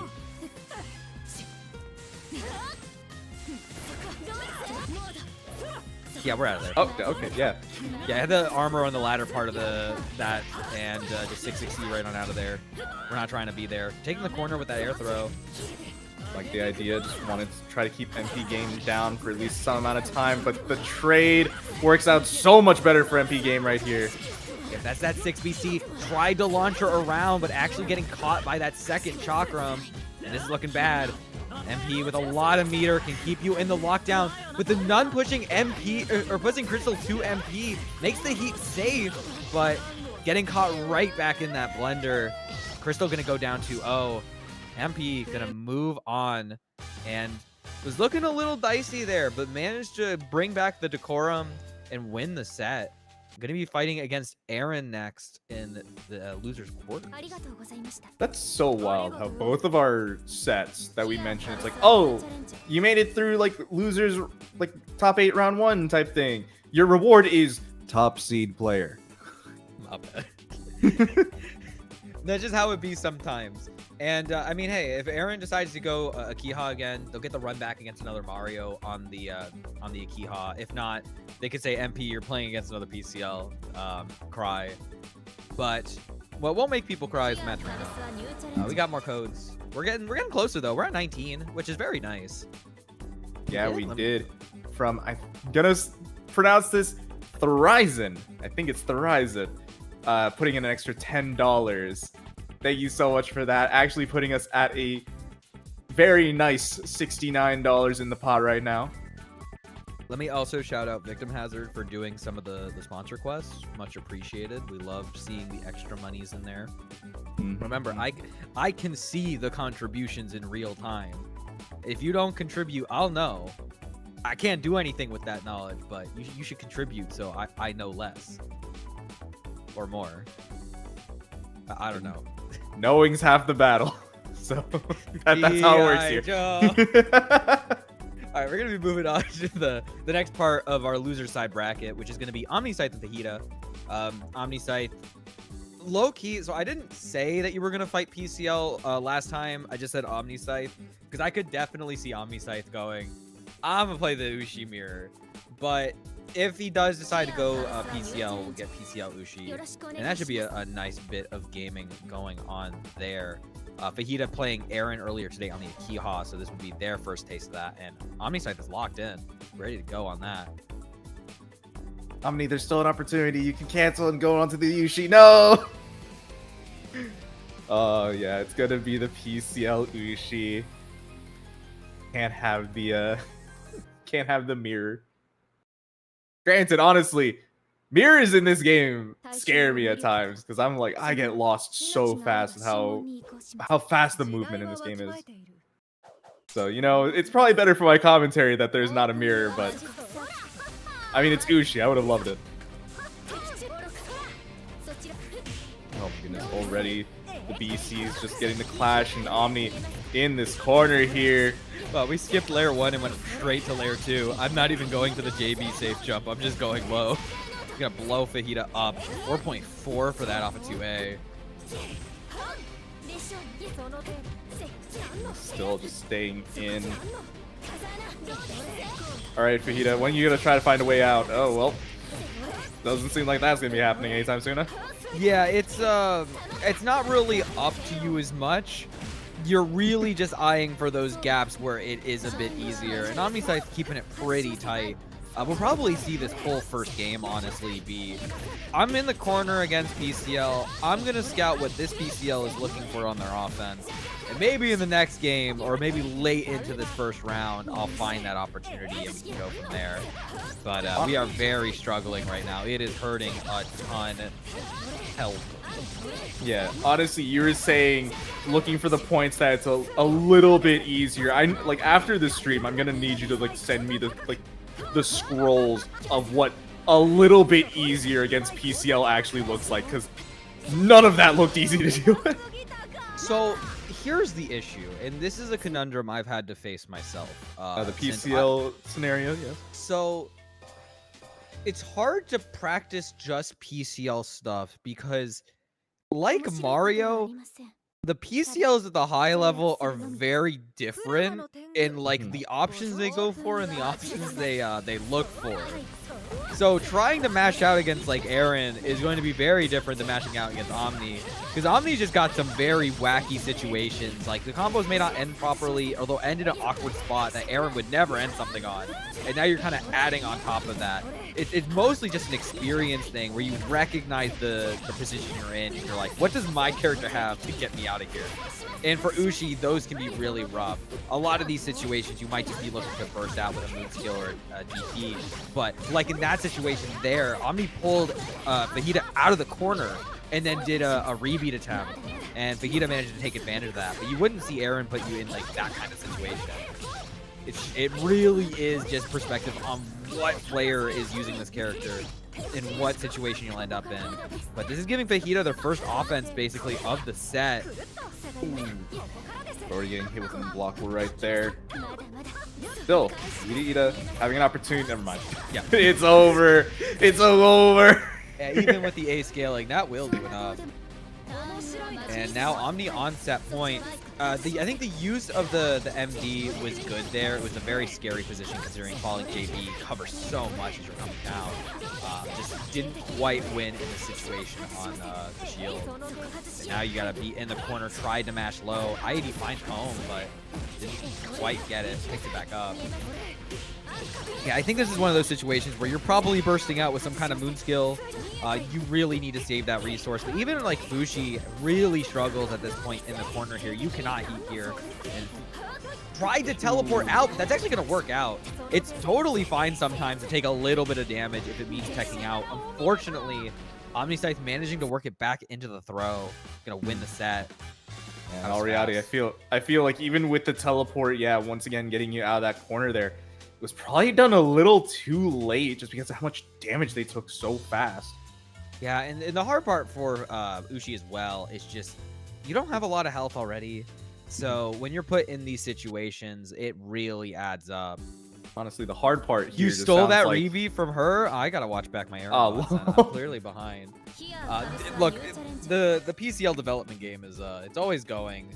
We have just a shout out to the PCL players. We got a lot of people that are just looking into stuff, all sorts of different setups, combos, options.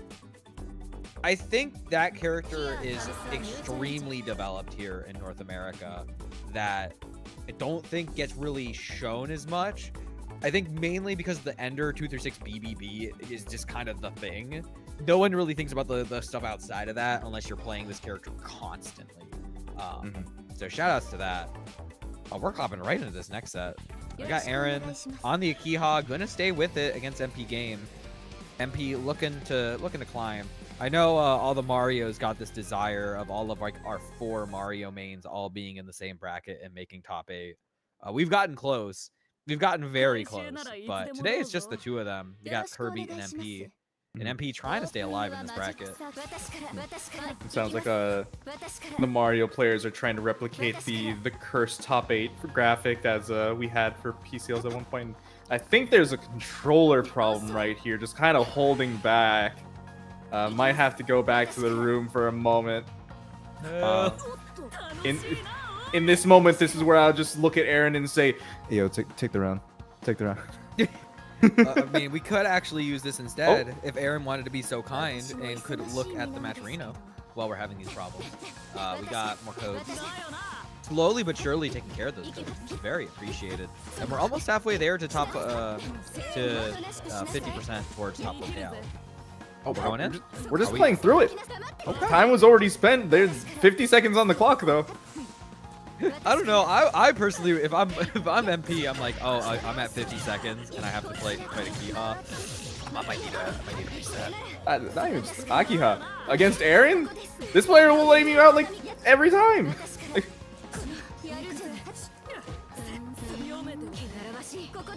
Okay, using the moon dive just to try to get out of the situation. Fatal. Nice. Okay, 21 seconds on the clock. Can we get the life lead? Seems like we will. Left, right. Good low shield. Okay, MP just has to keep the pressure going. I think you can just run away now, if anything. 5 backdashes and you can win this game. Just managed to find the overhead. And that'll be enough. Alright. Very sketchy first start, but we're in there now. No more bad problems. It's much better than like the room exploding. You know, we were mentioning that it's like the 50 seconds on the clock. That might be bad for MPGame. It was actually their win there. That was the strategy the whole time, was to make Erin think that it was a controller issue when in all reality it was just them saying, no, I'm gonna time you out. It's like make up a fighting game player and it's like somehow trick Imp into setting KOF rules again so I can win the first game. Oh yeah, I don't want to fight this character no more. Just give me the first round. Alright, going quickly into round 3. Erin very much cleaned it up. Gonna get hit by that fatal. Doesn't get the full conversion right away. Gets the Gravy. Opts to back away. Oh no, we're stuck again, I think. Help. Help me. Erin's not gonna fall for that a second time. I'm gonna take this game. No, yeah, at that point, it's like, fix your pad, fix your cable. Go down, here we go. Doesn't block low. This is I gonna don't be know a if you lot can of block damage. well. I think it's just holding back. Yoink. Oh yeah, I love it. You can only hold back. Here's this command grab right here. Oh, I an have MPGame, no sadly. enemies.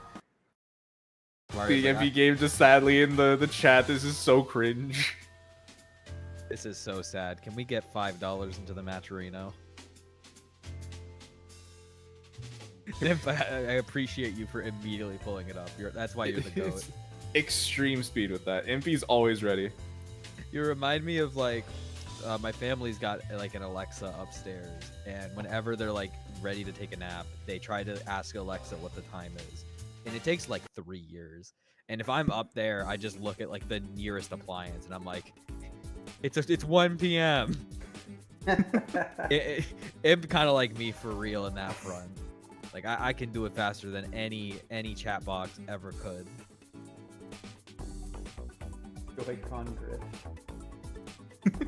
That stuff's real. I've definitely had a dual sensor tool get hit by that, and it sucks.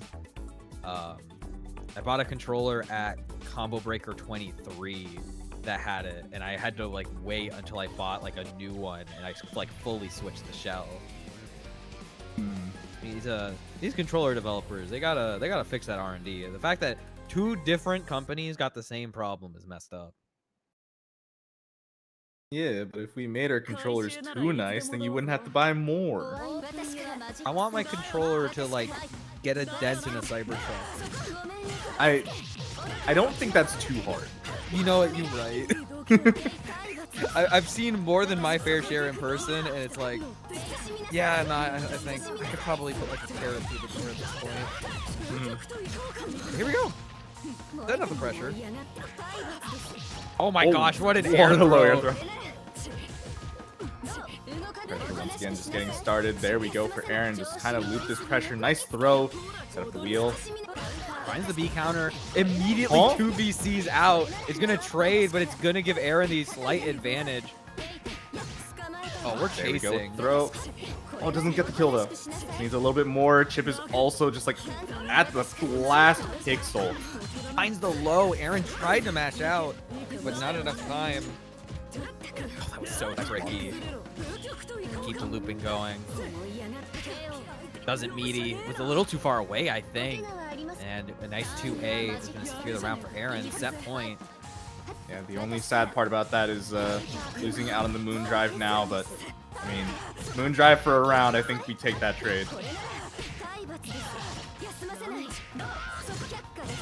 Ooh, not expecting that to be on the other side, and now Erin, again, some good hits. Not quite to the corner, staying mid-screen. What's it going to be? Same side, and yeah, just the moon drive. There, back.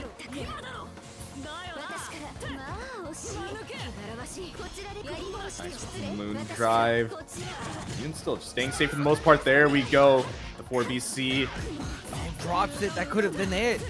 MP's got at least on life right now. Has to take as much advantage of this as he can. I like the attempt on the 3BC right there, but not really catching anything. There we go. This time, unfortunately, doesn't combo. Tries it again. OTG. Big Fatal doesn't find the kill. We're going to get some health back. 35 seconds left on the clock. Gonna be stuck there for a little bit because of the heat, and that's a good hit right here for Erin. Can't quite finish it off, though. Just built the meter. There we go with that DP. Yeah, it hurts. I was gonna say, MP tried to 6BC, but the Nun was just a little too far forward, and the Nun's the one with the hitbox. So it just barely whiffed, and it made the scramble upon scrambles. Wait, we're going back in? No, that was it? Yeah, we're not going to count the first game. Erin and MP both asked if they could just not panic with the pad issues. Okay. Ooh, okay. I'm okay with that. We get more Melty Blood. I got even more Akiha. Okay, cool.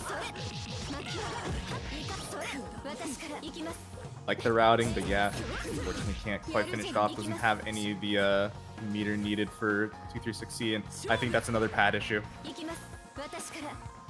Yeah, I think that's a pretty bad pad issue right there. Yeah, I think MP Tony, fix your stuff. I think this is the second pad they grabbed. Yeah. Oh This no. tear my life into pieces. It's so unfortunate that it goes this way. Like when it comes to controller issues, we've seen our fair share, but it's never the thing that you want to see in these situations. It's always sad. Yeah. This is just bullying. What is a poor Mario to do? Well, if we have this going on, then we're gonna get Erin OmniSScythe and loser semis, which I couldn't tell you the last time this happened. I think the round's over, but I think they're playing again actually. What is happening? What are we doing here? Yeah, it was just the one round. MPGame got their controller back up and going, so we're still continuing. All right, Erin, you got one round. Lock in. Something triggers and then like the controller resets when the round ends. Seems to be what's happening. We are That finding might- new ways for Melty Blood type Lumina for the Nintendo Steam to really change it up. The Nintendo Steam, exactly the thing that I absolutely love. It's how I can break all my Joy-Cons on all of my PlayStation controllers. Exactly. Gosh, the blender. Alright, but did we have issues now? Not yet. No, we're good. We're okay. We're good so far. Hopefully it stays that way.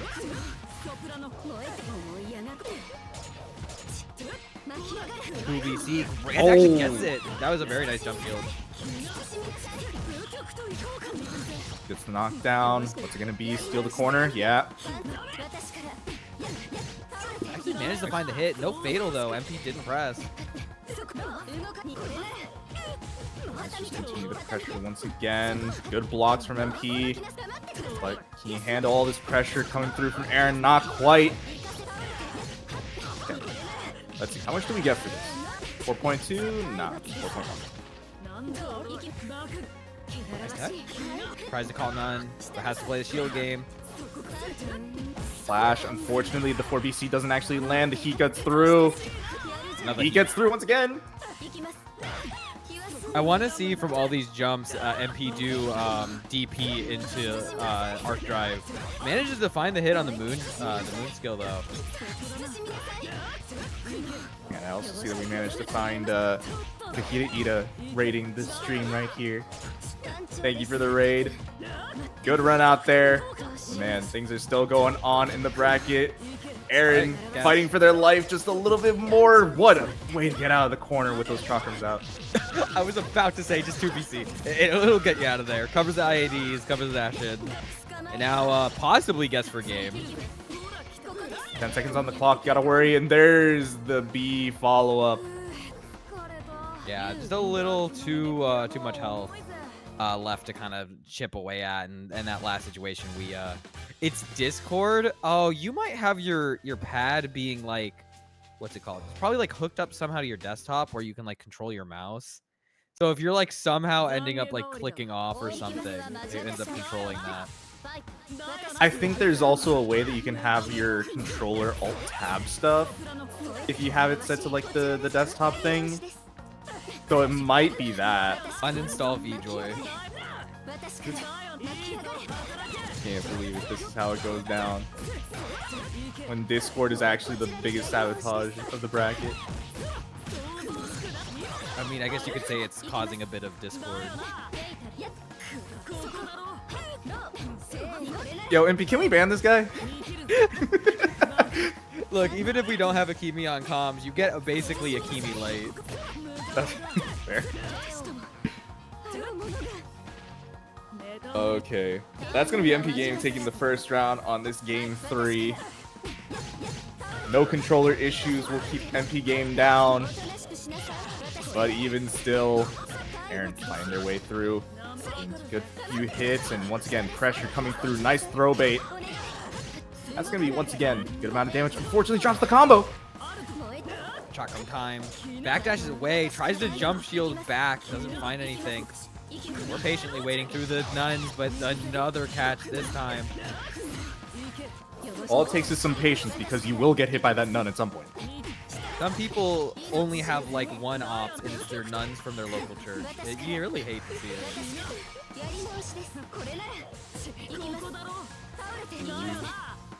Hey, they're just moving around at Mach speed right now. There we go. Nuns just to try to lock you down for at least a little bit. There we go with the chakrams. Moon drive back from both players. Finds a second overhead. Doesn't react though to get the full combo.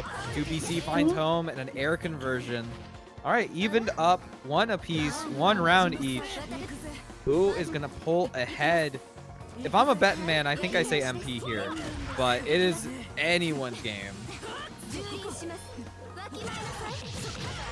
Oh no. What a conversion right there. Was not expecting that still with the C wheel. Still working out. Nice hit right there. Doesn't drop the combo. There we go. Hard knockdown. Have a lot of meter, but when are we going to use it? MD still on the table. Manages to get the chase down on the backdash. Yeah, if you're Erin, I wonder, do you moon drive here just to try to get out? I think they wanted to shield right there. Got fatal countered with the throw. Now they kind of following. Do it again. Throw. Gets the chase. Doesn't actually follow up with a proper combo. We're dancing.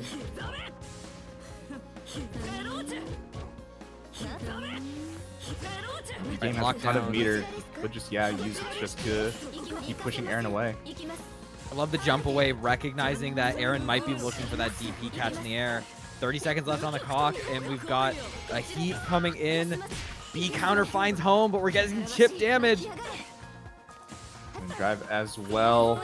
Gonna have to watch out about the clash frames. There we go right there, and Erin's gonna be taking it 2-1 over MPGame. That's once again, super that rough. 2BC. I wonder if... I don't think MP would have been able to cancel that into the 214C, but it was definitely close. And that 2BC, it has a lot of good option coverage. You don't typically see it in situations like that, but in this specific matchup, it works out clashing with the Nun. And Erin's going to move on to fight OmniSScythe, like we were saying maybe like 5 minutes ago, but for realsies this time. Mm-hmm. Yeah, fun set though. Like if we like condense that down to the sets we had, very fun set. I love watching MP play. I love playing MP, and it's good to get to see him in a bracket every so often. Hopefully we get to see more of him. But for now, we're going to be moving on to winners finals. We've got 2 players. We got Kirby and we got Shinoa. Shinoa actually has, I believe, won a Mashfest. I think Kirby's been like hunting for a lot of this. Gotten really close, had a few good 2nd and 3rd places. This could be the time. And Shinoa, very, very strong player. We got 15 codes left, guys. We have to put the Match Reno screen back up. Yeah, if anything, I also want to mention Thorizon once again coming through with another $5 to the Match Reno. So, you know, we're getting pretty much up there in the numbers. So far at $75. So about, you know, almost halfway through to the 150. Actually, we are halfway through. I'm not the best with numbers right now. My brain's shutting off. I can't believe it. I'm just waiting for numbers to start getting clash frames on them. Finally, math class won't be broken. I just clash with my college professor and I walk out like it's nothing. Have you seen? There's a fairly odd Parents episode I'm thinking about where it's like, I think it was like what is the answer to 2 + 2? And like one ongoing joke is it's not actually 4. I think at one point it's 5 and at another point it's 6. If I simply just believe hard enough, I can make the result of 2 + 2 whatever I want. Y'all got it wrong. 2 + 2 actually equals -4. By the same idea that 2 negatives make a positive, 2 positives can make a negative, can't they? That's how it works, right? I think you have to roll for initiative. Dang, I was playing D&D earlier today, actually. I love D&D. I've been playing through a little bit of Baldur's Gate on and off, and that's been a very good time. But We're not going to get that right now. We're getting in for some good old fisticuffs. Got Kirby on the left, Shinoa on the right. And by that I mean both players on the right. Shinoa is running this offense right off the bat. Once again, the pressure. It's going to take a bit of time for Kirby to get used to this, I feel. Going to have to get used to the speed. Nice way to get out, just shielding the giant orb.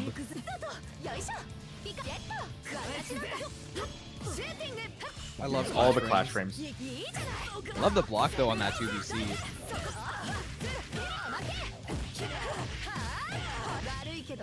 Go, knockdown. Sets up the orb once again. Big orb as well. Kind of hold it out. There we go. Nice, finished off the throw.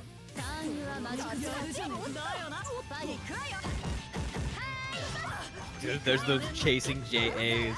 There's one thing you could say about Shinoa is the air conversions aren't like the biggest thing, but we're gonna get a lot of JAs in there. At least end it with an air throw or a hard knockdown. Kirby answering back, got them set up, going. Tried to find the charge J2C. Doesn't quite get it.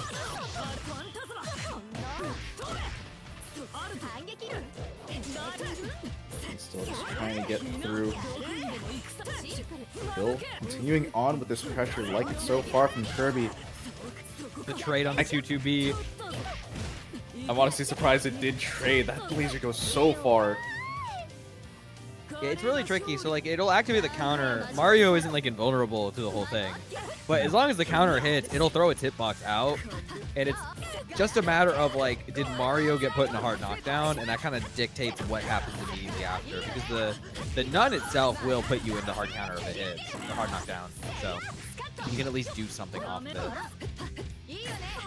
overhead. Oh. It's crazy to me how often that overhead hits when it's literally the slowest overhead that Aoko has. Like, how often we're seeing like 3 or 4 overheads just come through every air dash, and the next thing you know, oh yeah, there's the slow 4C just coming through. Trust me, if this was online, I'd be blocking those every day. Don't look at the VODs. So true. That's going to be Shinoa taking the first game right there against Kirby. Yeah, I think one of the things that makes 4C kind of awkward to look at is it's really awkward to look at.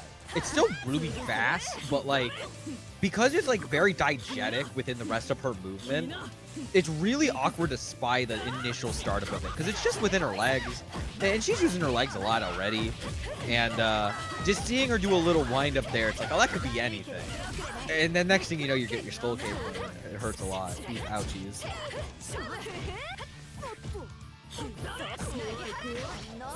Ooh. There we go. Again, coming on over. Oh, no. Staying in the mid-screen. Going into those chakrams. Now, there we go. Over to the mid. Or over to the corner, sorry. Once again, knockdown. Set up the chakrams. It's gonna be. Ooh. Actually still recovering fast enough, however. Getting caught for trying to do something meaty. If you like that. But going right back into it. The Kirby Mario is not as like aggressive at times with in comparison to like J-Com's. But he's got like these little spurts where sometimes he'll just let something rip. Like that. It's always very, very fun getting to watch Kirby kind of take out opponents that you wouldn't really expect because they'll go for something outside of what their current game plan is. Very good at switching it up. There we go. Set up the top we're just gonna full cash that out there. That's doing a chunk. Ugh. That move's got a lot of impact. I love it. All right, what are we doing? IADs, block both. Manages to find a throw. Great tech from Shinoa. Gonna keep the aggression going. Doesn't find the arrow blockable. I think it could have done that depending on the distance, but love that 6PC ringing out. Clash frames not mattering. No cancel. Get the heat. Here we go. Set up the Oki.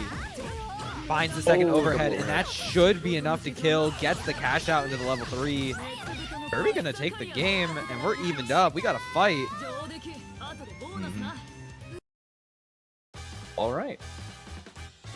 Already finding a little foothold into this matchup, which, I mean, finding any like good starting point against Shinoa is not easy. So already getting it on just in game number 2, this could be a really good set. Oh yeah, it's already kind of cooking. I think as we get into it, we should be seeing the adaptions slowly but surely making their way through. But even just from what we've got now, see like the little bit of changes in how Kirby's handling the aggression coming in from Shinoa. They've got a really good insight around how they want to play and how much they want to throw.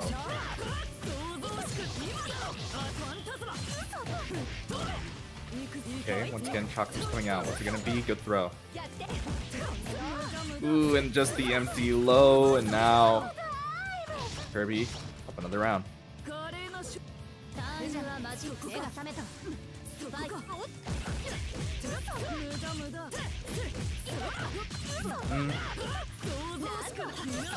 Oh, that's a reset.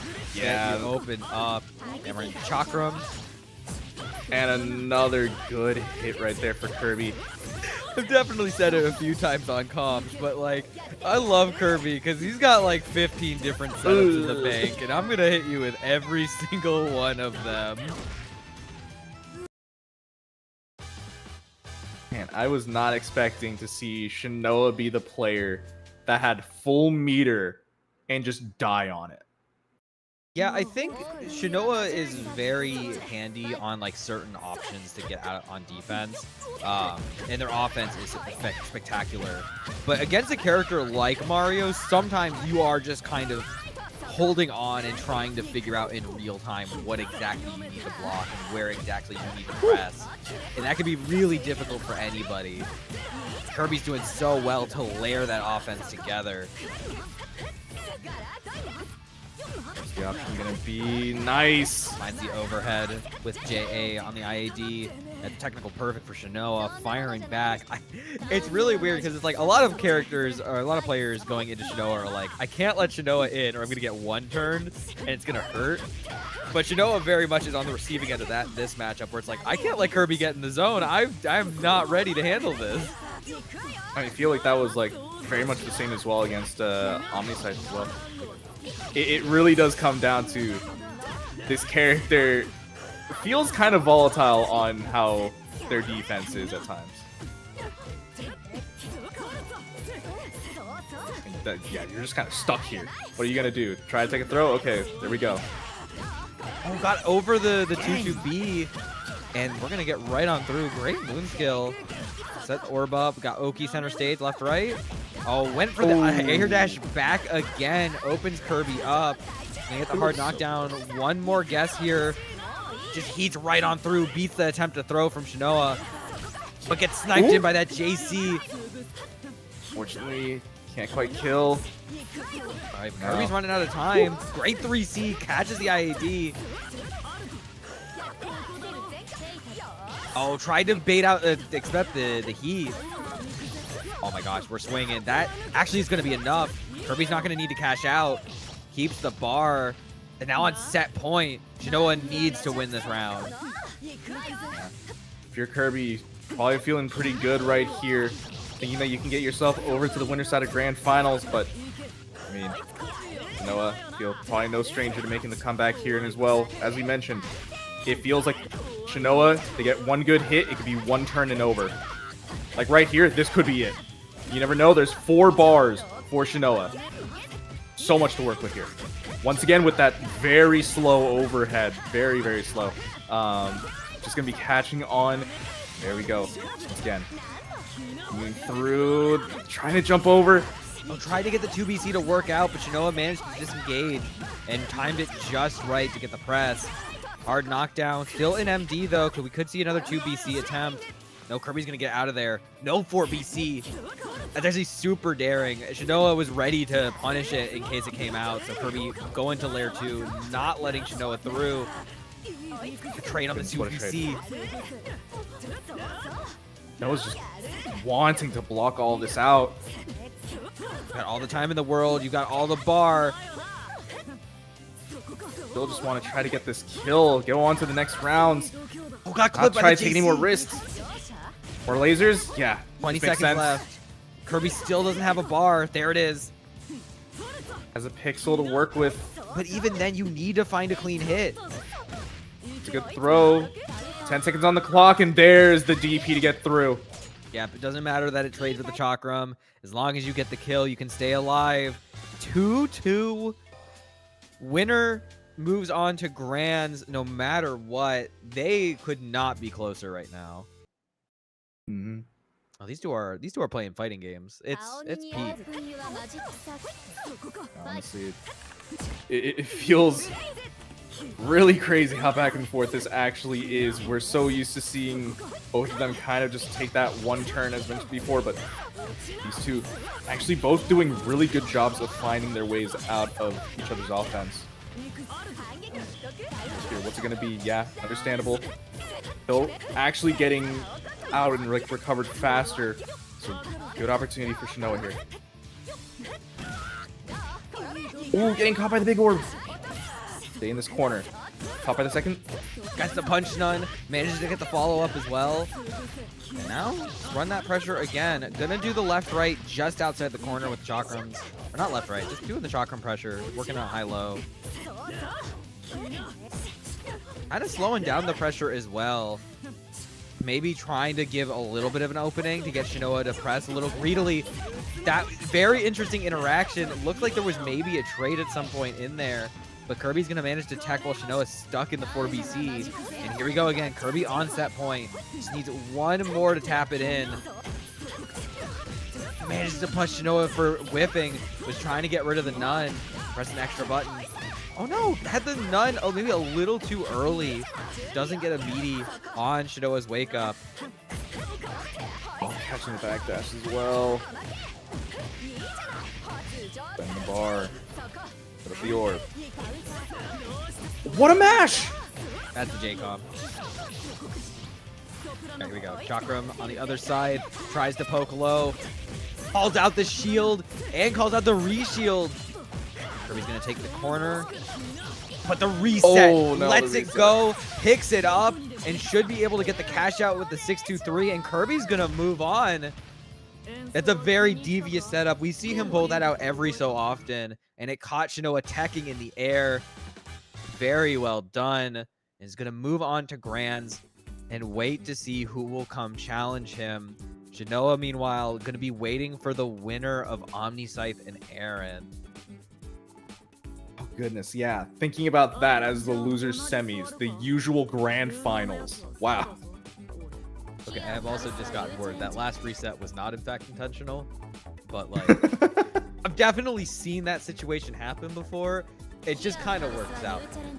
Sometimes you got to do a little thieving to win a set. Just a little bit of stealing.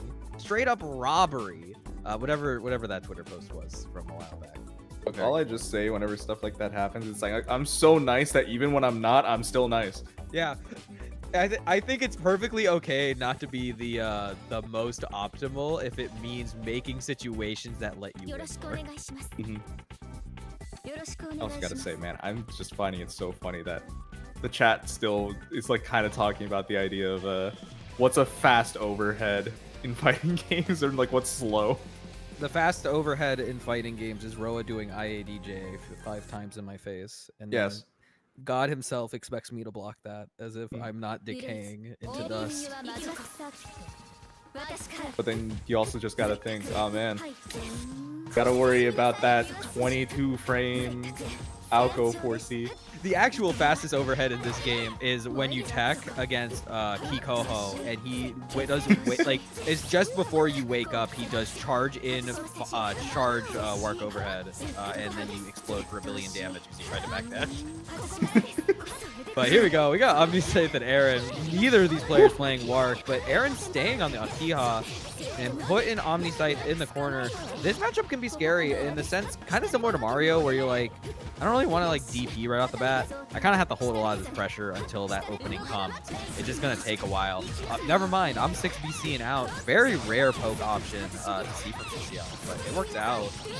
Goes like a bit far and is jump cancelable, but because it is a moon skill, it being shielded could be a little rough. But you really don't see PCL like letting rip a moon skill like that if it's not like 3 BC. Oh, fatal, but didn't believe in it. Okay. Can Omni finish it out right here? We have the 3 bars. Probably spend 2 for the kill, right? Yeah. I feel so accomplished when I understand the PCL damage like that. Like, I've seen this countless of times. I should hopefully know by now.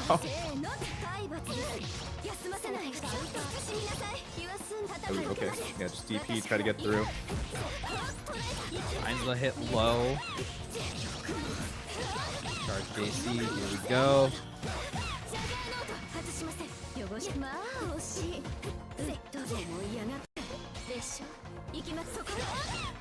The jump back is really scary. So like on the one hand, PCL jump back shield JC is really good at covering a lot of options. But the idea of getting caught, like if you don't do that immediately and the Akiha just jumping in with like 4 BC and you get clipped for it like fatally, that'll hurt a lot. But Erin getting out of the corner either way, get into blood heat. Just ran in, took the corner. I love how OmniSScythe was trying to think a little ahead. Was like, well, if I'm in jumping position in the corner, the Akiha is very likely to come in at me with DP to anti-air me, so I'm going to try and shield it out. But Erin was like, nah, I'll just chase you and punish that after. Erin's once again keeping Omni in this corner forever. There we go with the low shield right there. Now, Omni gets an opportunity, but they still need to find one really good hit, and if Erin finds a good mash right here, it's over. Oh no, got caught on landing after the JB clash. Had already used both jumps, so not able to like get back to shield it. Erin gonna find the hit and take the round. All right, here we go, setting up those orbs. The orbs, or the wheel is very interesting because they do kind of cover some spaces that PCL would like to come in through her more obvious options. And you kind of have to like slowly box around them. And they can use that time at any point to just kind of careen at you when you're playing a little more cautiously. And that's a command grab. That is indeed a command grab, taking a ton of health as well. A little bit more nice with the moon drive. Shield back. Meaties with the 2C. Oh, gets out of catch? range for the heat. Oh, you are. Oh. Actually, this is probably going to do like, I'm going to say like 5.6? 5.8? I thought it was like always like 6 point something. No, so it's actually 6.0. Okay, it's actually Yeah. dependent on how much heat you have for your blood heat. That'll dictate the damage. I think the highest is around like 6.8, 6.9, but I think it can go as low as like 4.8. Oh, you're dead. Yeah, the scaling on that is very like dependent on the situation. So there are times, unironically, it's kind of okay to get hit by blood heat where you're just like, this isn't going to do a lot of damage. But in terms of where your resources are going to be, especially if you're around ahead, and it's like, oh, I get rid of your 4th bar, and I won't have to worry about that if I lose the round, that's fine. Other times, though, you're at like half health, and then you get by fully blood heat, and you die. And it's like, I don't think it was worth it. Yeah. But Erin making it work, takes the first game, and now running pressure right off the bat, bringing OmniSScythe all the way to the corner. Yeah, Plaid, I think it's really close to 7K, but it's not quite 7K. Wow, Erin, that was an Akiha round. It was mostly just same side, and Omni just getting hit by them. A perfect for Erin, and so far, might be the same thing. So this is, if anyone was at Climax, you heard this a lot. Help! Help me! Help! The normal North American reaction to seeing Akiha pressure for the first time. But OmniSScythe managing to get out of the corner. Now safe jump. Oh my nice gosh. block right there. That was such a scary block. And block the other side as well. That is the cross up with that second part of the A-Rekka. Erin's been around the block 1 or 2 times, ready for it. Finds the 3 BC snipe on the MD. OmniSScythe not able to answer back in kind. And now we guess. Once again, same I didn't want side. that. Oh, that was actually super tricky. Tried to layer it up, but OmniSScythe managing to get out of the way and gonna get the bait with the 236C charge. So Yeah, couldn't with hold the the charge, shield anymore. yeah, with the charge, it lets her just not commit to the hitbox. Oh, okay. I swear, you could see OmniSScythe's head like, that ain't hitting me. I'm this far away, and you're over there. Like, I shouldn't be laughing, but it's like, you hate to see it, but also, lol, Lamau even. Ciel, your time is over. You're not the only one with C buttons that reach that far. It doesn't matter if mine's metered. I'll catch you. Ciel, when I catch you, Ciel. When I catch you, when Ciel. I fucking get you. I love that image so much. We went with like 2 completely different memes on that as well. Yeah, no, I love that one because it's just a picture of the guy with the cat, but the image is so, it's like so bit crushed. That's like 2p. We got 2 pixels.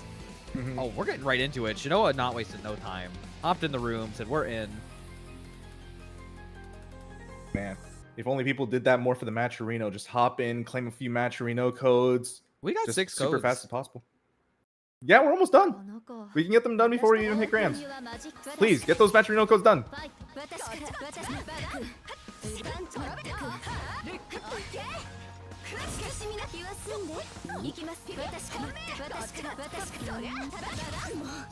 Oh, we're just playing with guns at this point. Yeah, just a nice bit of finger banging going on. Whoa. He's like pew pew. All right, now we're shooting foot lasers. Getting that hard knockdown. Nope. Pulling out the shield cell phone. Help me. I'm scared. I don't know where to block. Oh my goodness.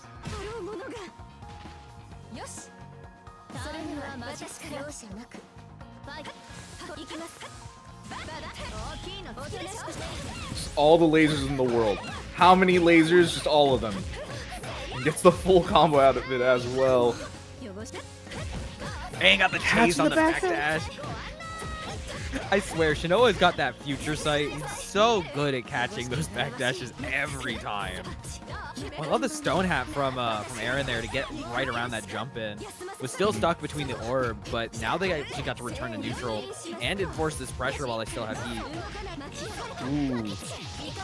An opportunity they didn't get before, so now without meter though, they have to still continue running their pressure, and it seems like it's working out this time. Oh, just getting hit by the meaty wheel right there.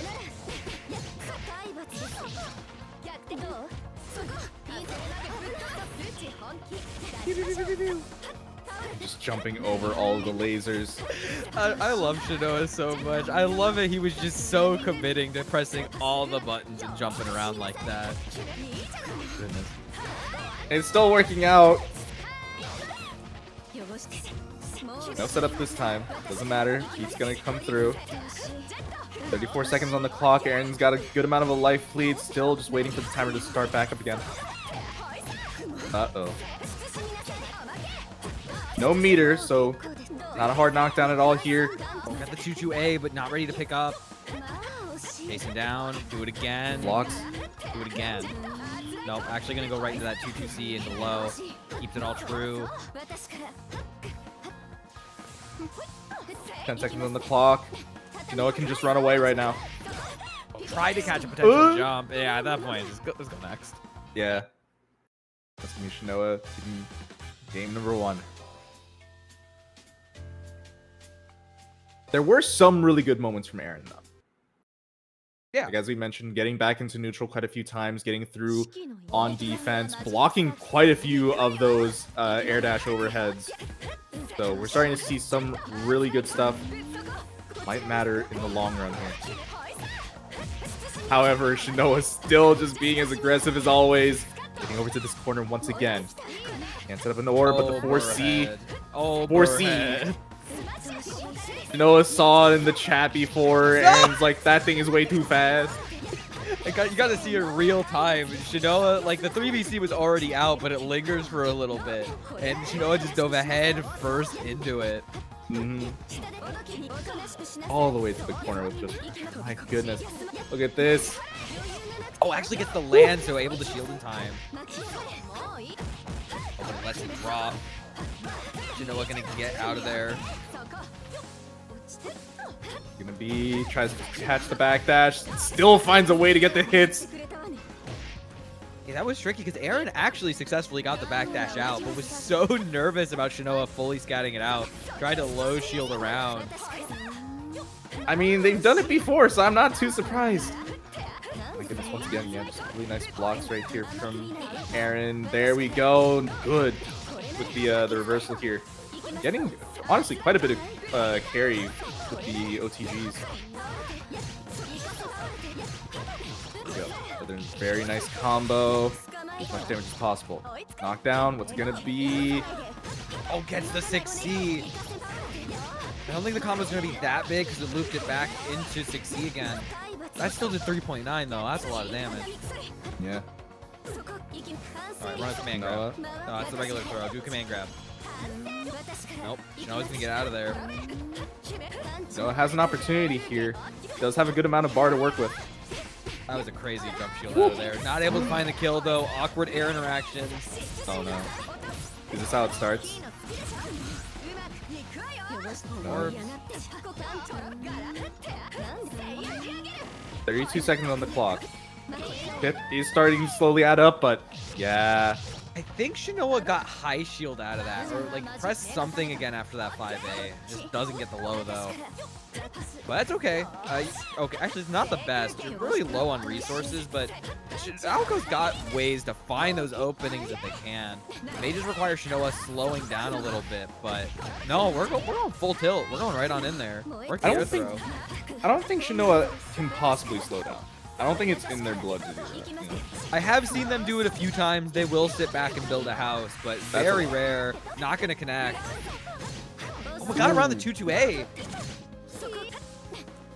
Out of there.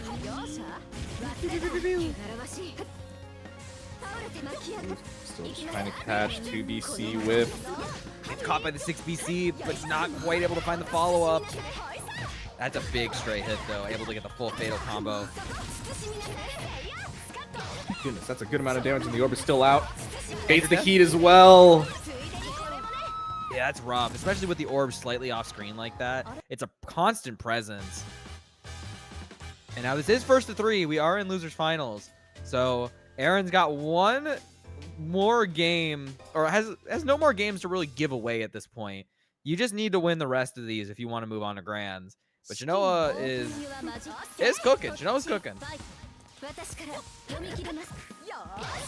My goodness. Once again. Ooh, the 4C. Unfortunately, can't finish the combo, but even still, that's still something that's going to be on Erin's mind now.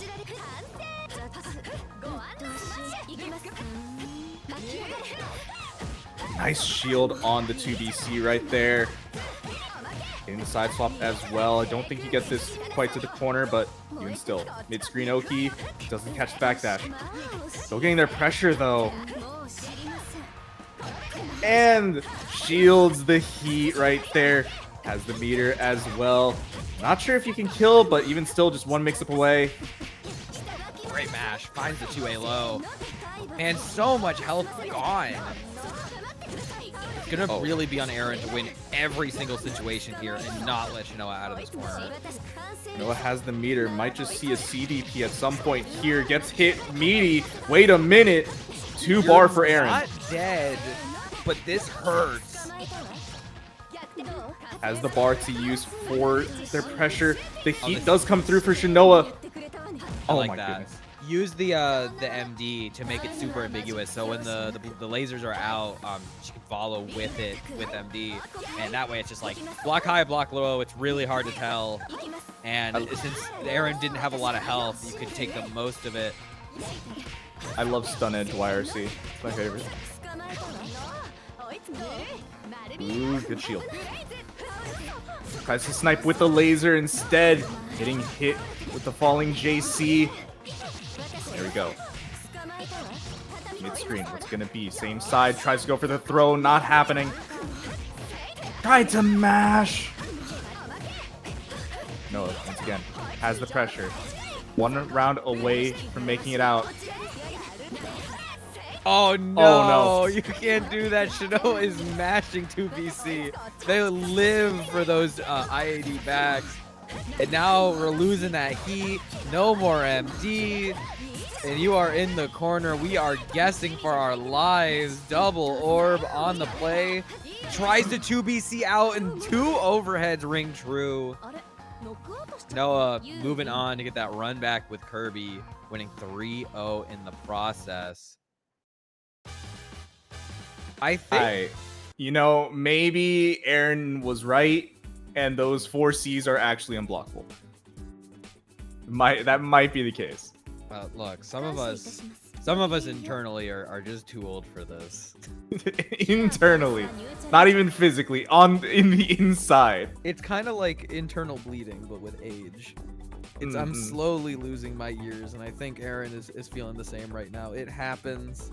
We gotta move on. See me offline, though. This is what online does to you. Yeah. Okay, we have 5 codes. I was about to segue into something else. We got 5 codes left, gamers. Can we, before this set starts, can we please 5 codes? Stick We can get them done so fast. Please. Like, the cool thing about Match Reno is, like, I can stare at this number, and every time someone claims a code, it goes down in real time, just like that. Oh, that's another one. Your code matters. I can see it happen. 2! We got 2! Come on, well, 2 more. Matcherino codes I've always described as the jingling keys. I just love watching the number go down. So please, continue getting them down.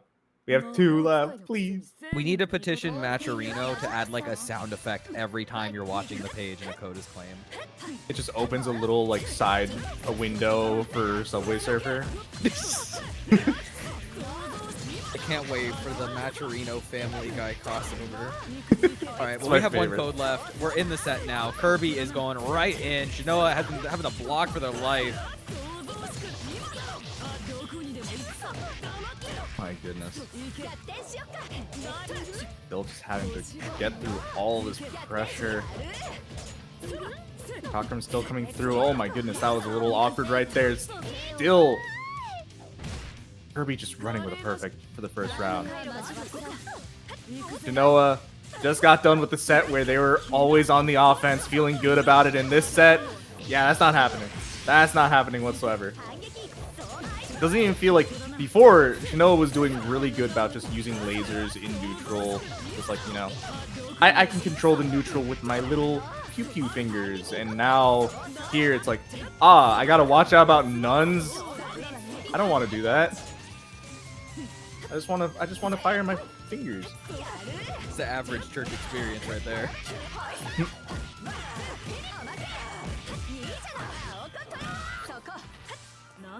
Here we go. What's it gonna be? Overhead. 4C. Yep.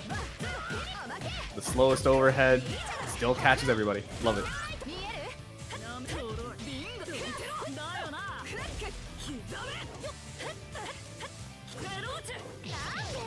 Gets I clipped can't before they believe can you land. landed. Yeah, it's just waiting for the turnaround, getting the nuns called. Oh, you're dead. Yeah. Kirby taking game number 1. Wonder if it's gonna be a repeat of what we saw in the winner's side, or if Shinoa is just taking an extra long time to get that down, you know? Yeah, it's really crazy because usually when you get to these grand sets, the person coming in from losers has quite a bit of momentum, and like that can be used on and off. But it was really looking like the Kirby show for most of that. But here we go. Shinoa gonna start us off strong next. gets the punish on the whiff throw. And take Kirby back over. We still got the negative edge orbs just chilling over here. All right. You are in the crushing device and you do not get out. My dear brother, I write in deepest melancholy. I am stuck in Shinoa pressure.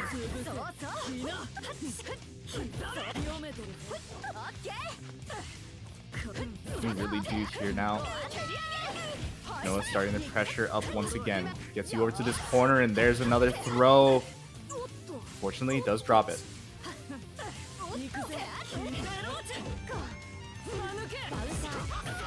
Finds the low. Now you are back in the corner.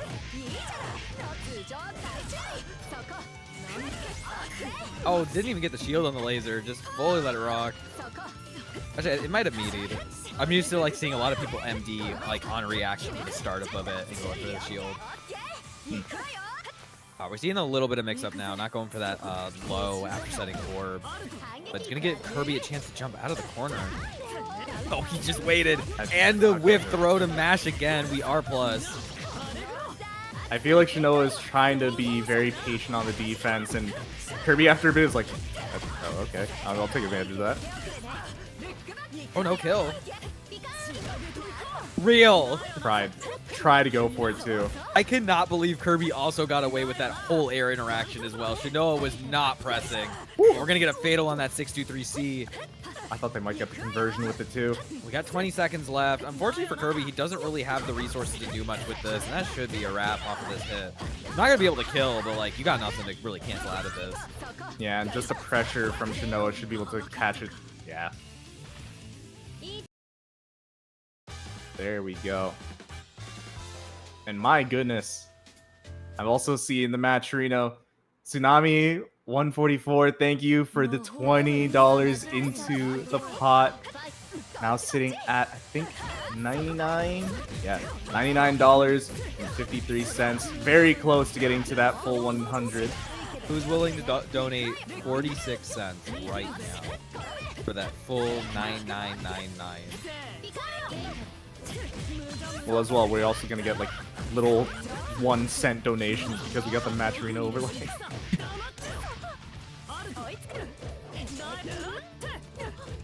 Watch the side switch.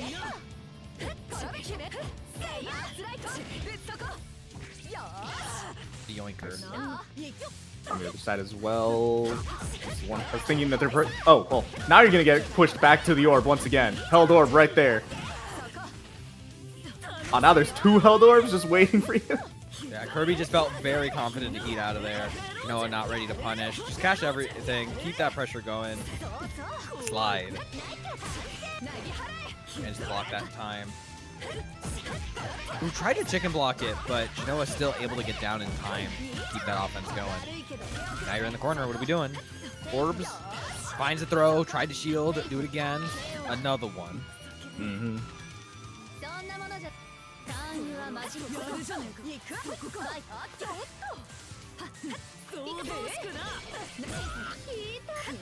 What a trade right there. Actually works out. Shinoa in the corner.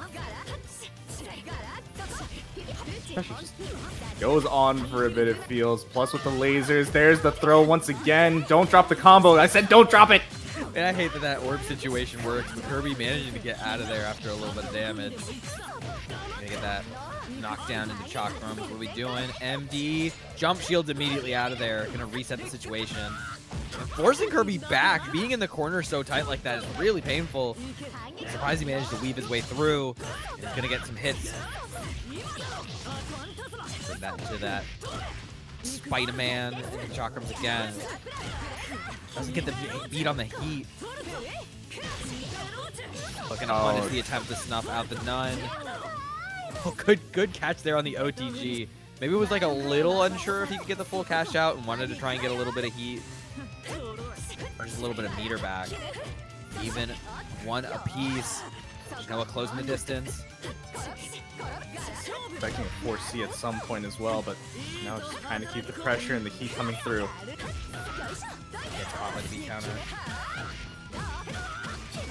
Oh, side swap as well. Put you back to this corner. Knockdown. What's gonna be now? Nope, no MD for you. And tries to 6VC out. Yeah, that clash frame is gonna go right through. Shinoa ready to just wait for it. And it's looking to start to go in his favor. What is a Kirby to do? Oh, the moon drive as well, just to see if they caught anything for like clashes. All right, set up the orb again. Stay away. Throw? Throw. It could come at any time. Kirby just gonna navigate his way out of there. Still having the block, but finally gets that heat. 40 seconds left on the clock. He's got to find something here, but he's gonna get opened up one more time, and that'll be it. 2-1 Shinoa's favor. One set away, or one game away from making it a reset. Goodness. Yeah, just finishing it out right there with the perfect. Now if you're Kirby, feel like you're a little scared now. Now there's a very good possibility of a reset. Don't worry though, Kirbo is giving his support, that Kirbo, with the $1 donation to break the $100 barrier. Thank you very much, Kirbo, from the hit TO of Kirbo Cup. We really appreciate it.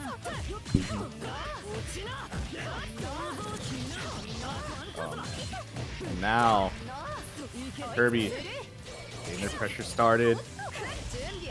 Already has done a good amount of damage. And still continue their pressure. Just have to watch out about that orb right above you.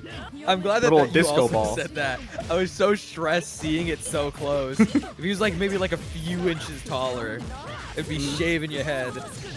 My thought is like, you better not try to go for any IAD pressure. You are getting caught.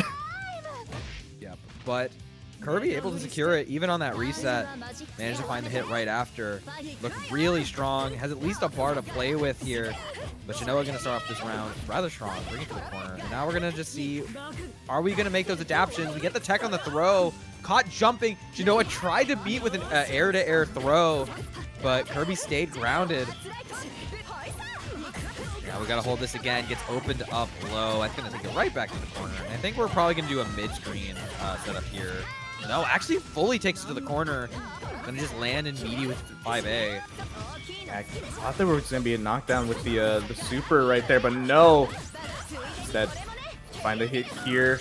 Yeah, finding a lot more low now than at the beginning of their sets. And there's the overhead.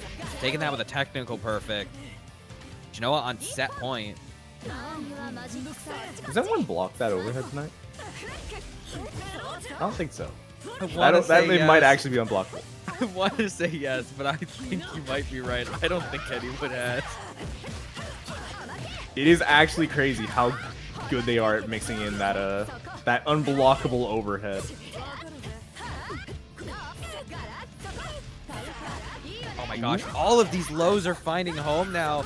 Kirby's trying to find a way to either jump away or just stand block, and getting so punished for it. There's the orb setup again. Finds the 4C again. The orb detonation for good measure. And we got a reset. Man. Shinoa actually just bringing it back. Saying, you know what? Winners finals, that was just a fluke. I need the top 8 image. I don't care where Shinoa lands. The top 8 image should just be the sprite of Aoko doing 4C. I know that probably doesn't work with the top 8 system that you've got in, but it would just be really funny to just have that image just plastered on top of it. One day, if Impy ever lets me, I'll go and make my own top 8 graphic, and it's just gonna be meme stuff.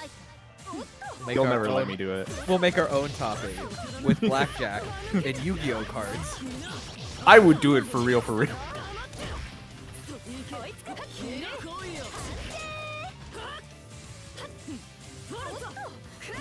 I think Air mobility still trying to get through. The lasers coming through once again. Now Shinoa has their pressure. Gonna keep it up like normal. Good blocks. What attack! He's having to hold all of this. Manages to block the overhead. Great mash out with the 2A. Calling out Shinoa on the ever so slight delay there. Gonna get that Chakamoki once again. What are we doing? Finds the second overhead. isn't going to be enough to kill, but you get one more situation. And finds the throw. Yeah, the chakram setups that you can do to open with throw, we haven't really been seeing them much this set and the last set, but they can be really good. Great realization of where the 4BC was. Did the hit into jump cancel shield to keep it going. Sorry, I had to gush about that. That's really fun. That was super clean. Nah, it was honestly really, really cool right there. We're waiting for the DP, gonna get the hit on the chakram, and now Kirby takes Shinoa back to the corner. Yeah, it feels like that DP was gonna come out at some point. We saw it a few times in the winner's side. Now, you already see Kirby's got that on the mind. Once again, scooping the pressure. Can we do it again?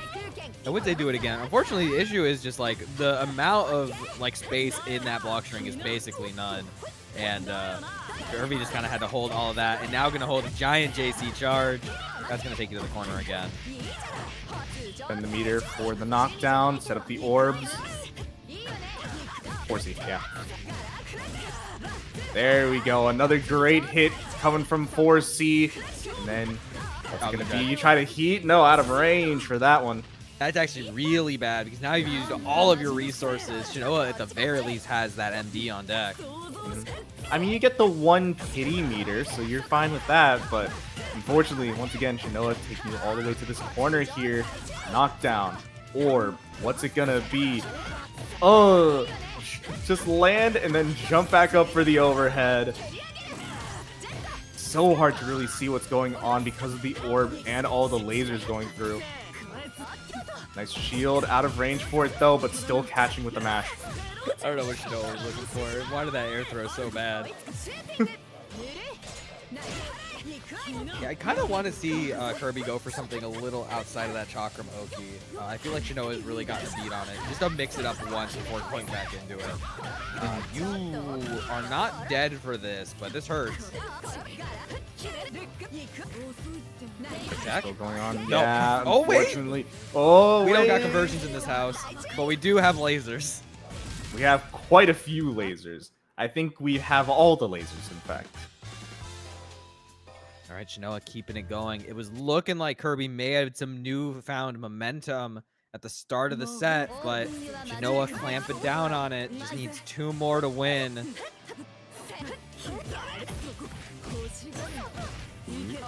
we go. Falcons once again coming through. Double overhead, I think that was? Double or triple, I can never tell. Yeah, typically going in for those doubles. All I know is I get hit. You just like me for real.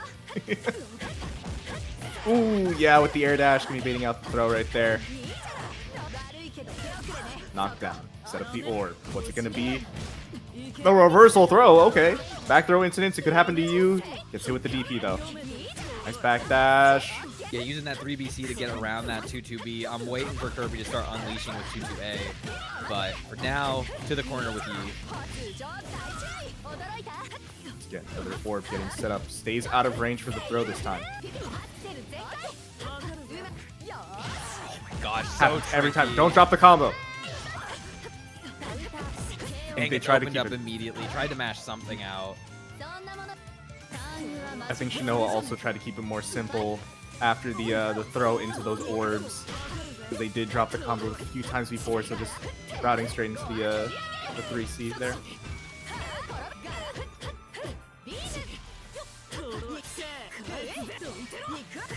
Get into a little bit of a shield scramble. Still stuck in this pressure. The standing 5A gonna open you up low.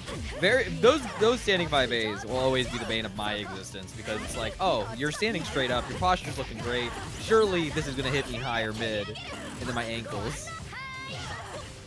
Hey, you got some nice J's there. It'd be a shame if I just scuffed them real quick. You know, Mario's a zoomer. He's got whatever the newest, trendiest shoes that are on right now. Getting it out of heat. Ooh. You're not dead for this, but it's gonna be close. Yeah, this is gonna be just one more mix. Not gonna be 4C, is it? Oh!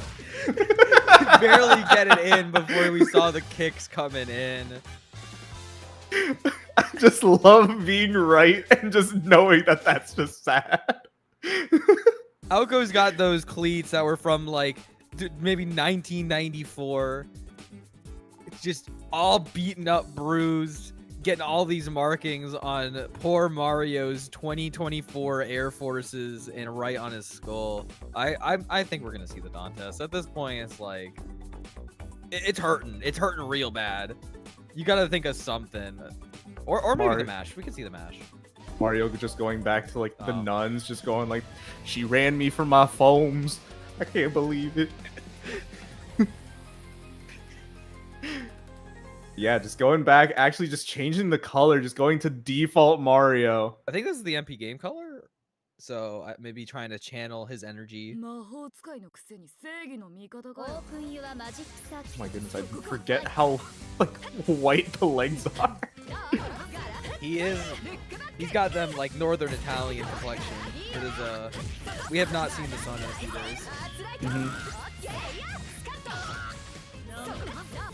See what's gonna be. Once again, in the pressure, just holding out for a little bit, probably expecting the shield. Okay, that was a lot of buttons that just happened right there. I didn't even see what you got opened up by. 4C.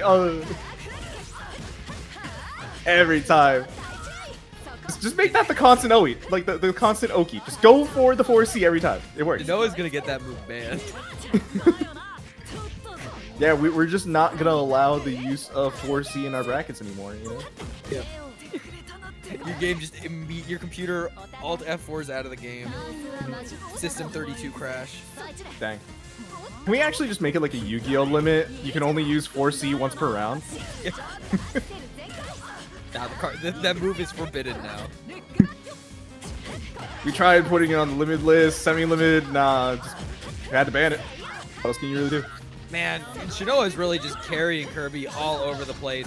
Manages to at least get the 2 BC. We're gonna start something up, darn it. Gotta lock in, bring it back. Here we go, Oki time. Doesn't actually do the step this time. Gets hit on the B counter, but great trade. Let's get that health back, yes. Oh no, the chocolate was like just a little bit too early. I just love it. It's like, let's get that health back. You know what? That sounds like a good idea. I think we're gonna go for that too. Great idea. Yeah. Oh my goodness. Nice blocks from Shinoa. That laser whiff was kind of scary, but Kirby just not taking advantage of it. But taking advantage this time. What a chicken block to get that shield too. Very good awareness. All right. Doesn't go for throw. Had to back off. It's a little too far away. He caught a mash. I'm really surprised to see Shinoa mash that early. Maybe thought something else was coming out. Kirby gets around on the board. Needs to find something here. This is do or die. Yeah, this is tournament point for Shinoa right here. Finding a good hit. Gonna be taking over to this corner right here. Has the meter as well. So we're probably gonna be seeing a good setup. What's gonna be? Nope. I'll just concentrate in their face. Like, I know you ain't gonna do nothing. Good heat. Noah tries to chase. And the delay on the BC. Picks Kirby moving. Set up once again. What side is gonna be on? Same side. Nice. Not getting catch for the backdash, but oh no. Yeah, that's a pretty good hit. Right, back to the orbs. Nice tack. The patience. Blocks the JB. Very good awareness of the back part of that hitbox. And tries to heat out, but Shinoa scouts it. And with a 3-0 in the reset, today's Monday Night Mashfest winner is Shinoa. My goodness. What aggressive play the entire time from Shinoa. Yeah, that was oppressive as all hell. That is and I don't think we give Kirby enough credit for that. There was so many situations he was ready for that aggression. Shinoa was switching it up so well though that in such a long set it just starts to get a little too much. But congratulations to Shinoa. This is a very, very impressive top 2. I don't think we've ever had a top 2 like this where neither Erin or Omni are like in that presence at all. If it has happened, it's super rare. Yeah, it's very rare. But yeah, that was very, very impressive to have both of them. They both played their hearts out today. I think we got some awesome Lumina players in this scene, and it's good to see more of them cook like they've been cooking today. But I think that's going to bring us to the end of our program. I don't know if we have any more thoughts that we need. It's what is it? Waz Live? Is that this coming weekend? It is. No, it's next. It's on the 30th. The 30th. Okay. Yeah, so that's gonna be the return of Lumina offline. We have a lot more space, so I'm gonna have probably around, I want to say 20-ish consoles total set up and open for both tournament and casuals. Nice. So it'll be a mix of PS4 Pros and PS5s. The Pros are gonna be all for casuals, and then we'll be using PS5s for tournament/casuals. Nice. So if you're able to come out, please do. I put the link to that in the chat. But I also finally got my shit together, and I have sign-up links open early instead of a day of like I've been doing the last few weeks. So if you want to sign up for next week, I put that link in chat as well. But as always, thank you guys for coming out every week and playing. It's a lot of fun to watch. It's nice to get to see high-level Melty pretty much every week. So I just wanted to say thank you guys for that. Join the Matcherino if you got top 3. Maybe consider making a last-minute donation if somebody wants to help push us to top 4 at 150. But yeah, otherwise, that's it from me. Follow Koyo and Arhkma. Yo, follow me on Blue Sky. I posted some banger food the other day, and it was awesome. I've also been posting a lot of my top 8 stuff for events I'm running over there, and that site's awesome. The only thing I got on Twitter right now is me getting hard clipped by Kikoho and the video game. If anything, I also need to start posting a bit more on Blue Sky. It's nice over there. There's a lot less toxic vibes, but I just forget to post in general. I feel you. Yeah. I love just going outside sometimes, touching some grass, and then I spend the rest of the day playing Melty Blood type Lumina for my PC. I've never seen grass. I skip that step. Oh no. You know what? You right. I'd be touching sand. Yeah. I'm in Florida. I live in swamplands. There is no like grass. Yeah, I just true, walk outside true. and it's literally just water. No, same. It's just you're either in swampland or you're in waterland. There's no in between. Yeah. That's how it goes. Yep. I'm gonna send everybody over to Omegalith. Say hi to him. Yippee. And yeah, catch most of you guys next week. Yep. Bye. Run the set.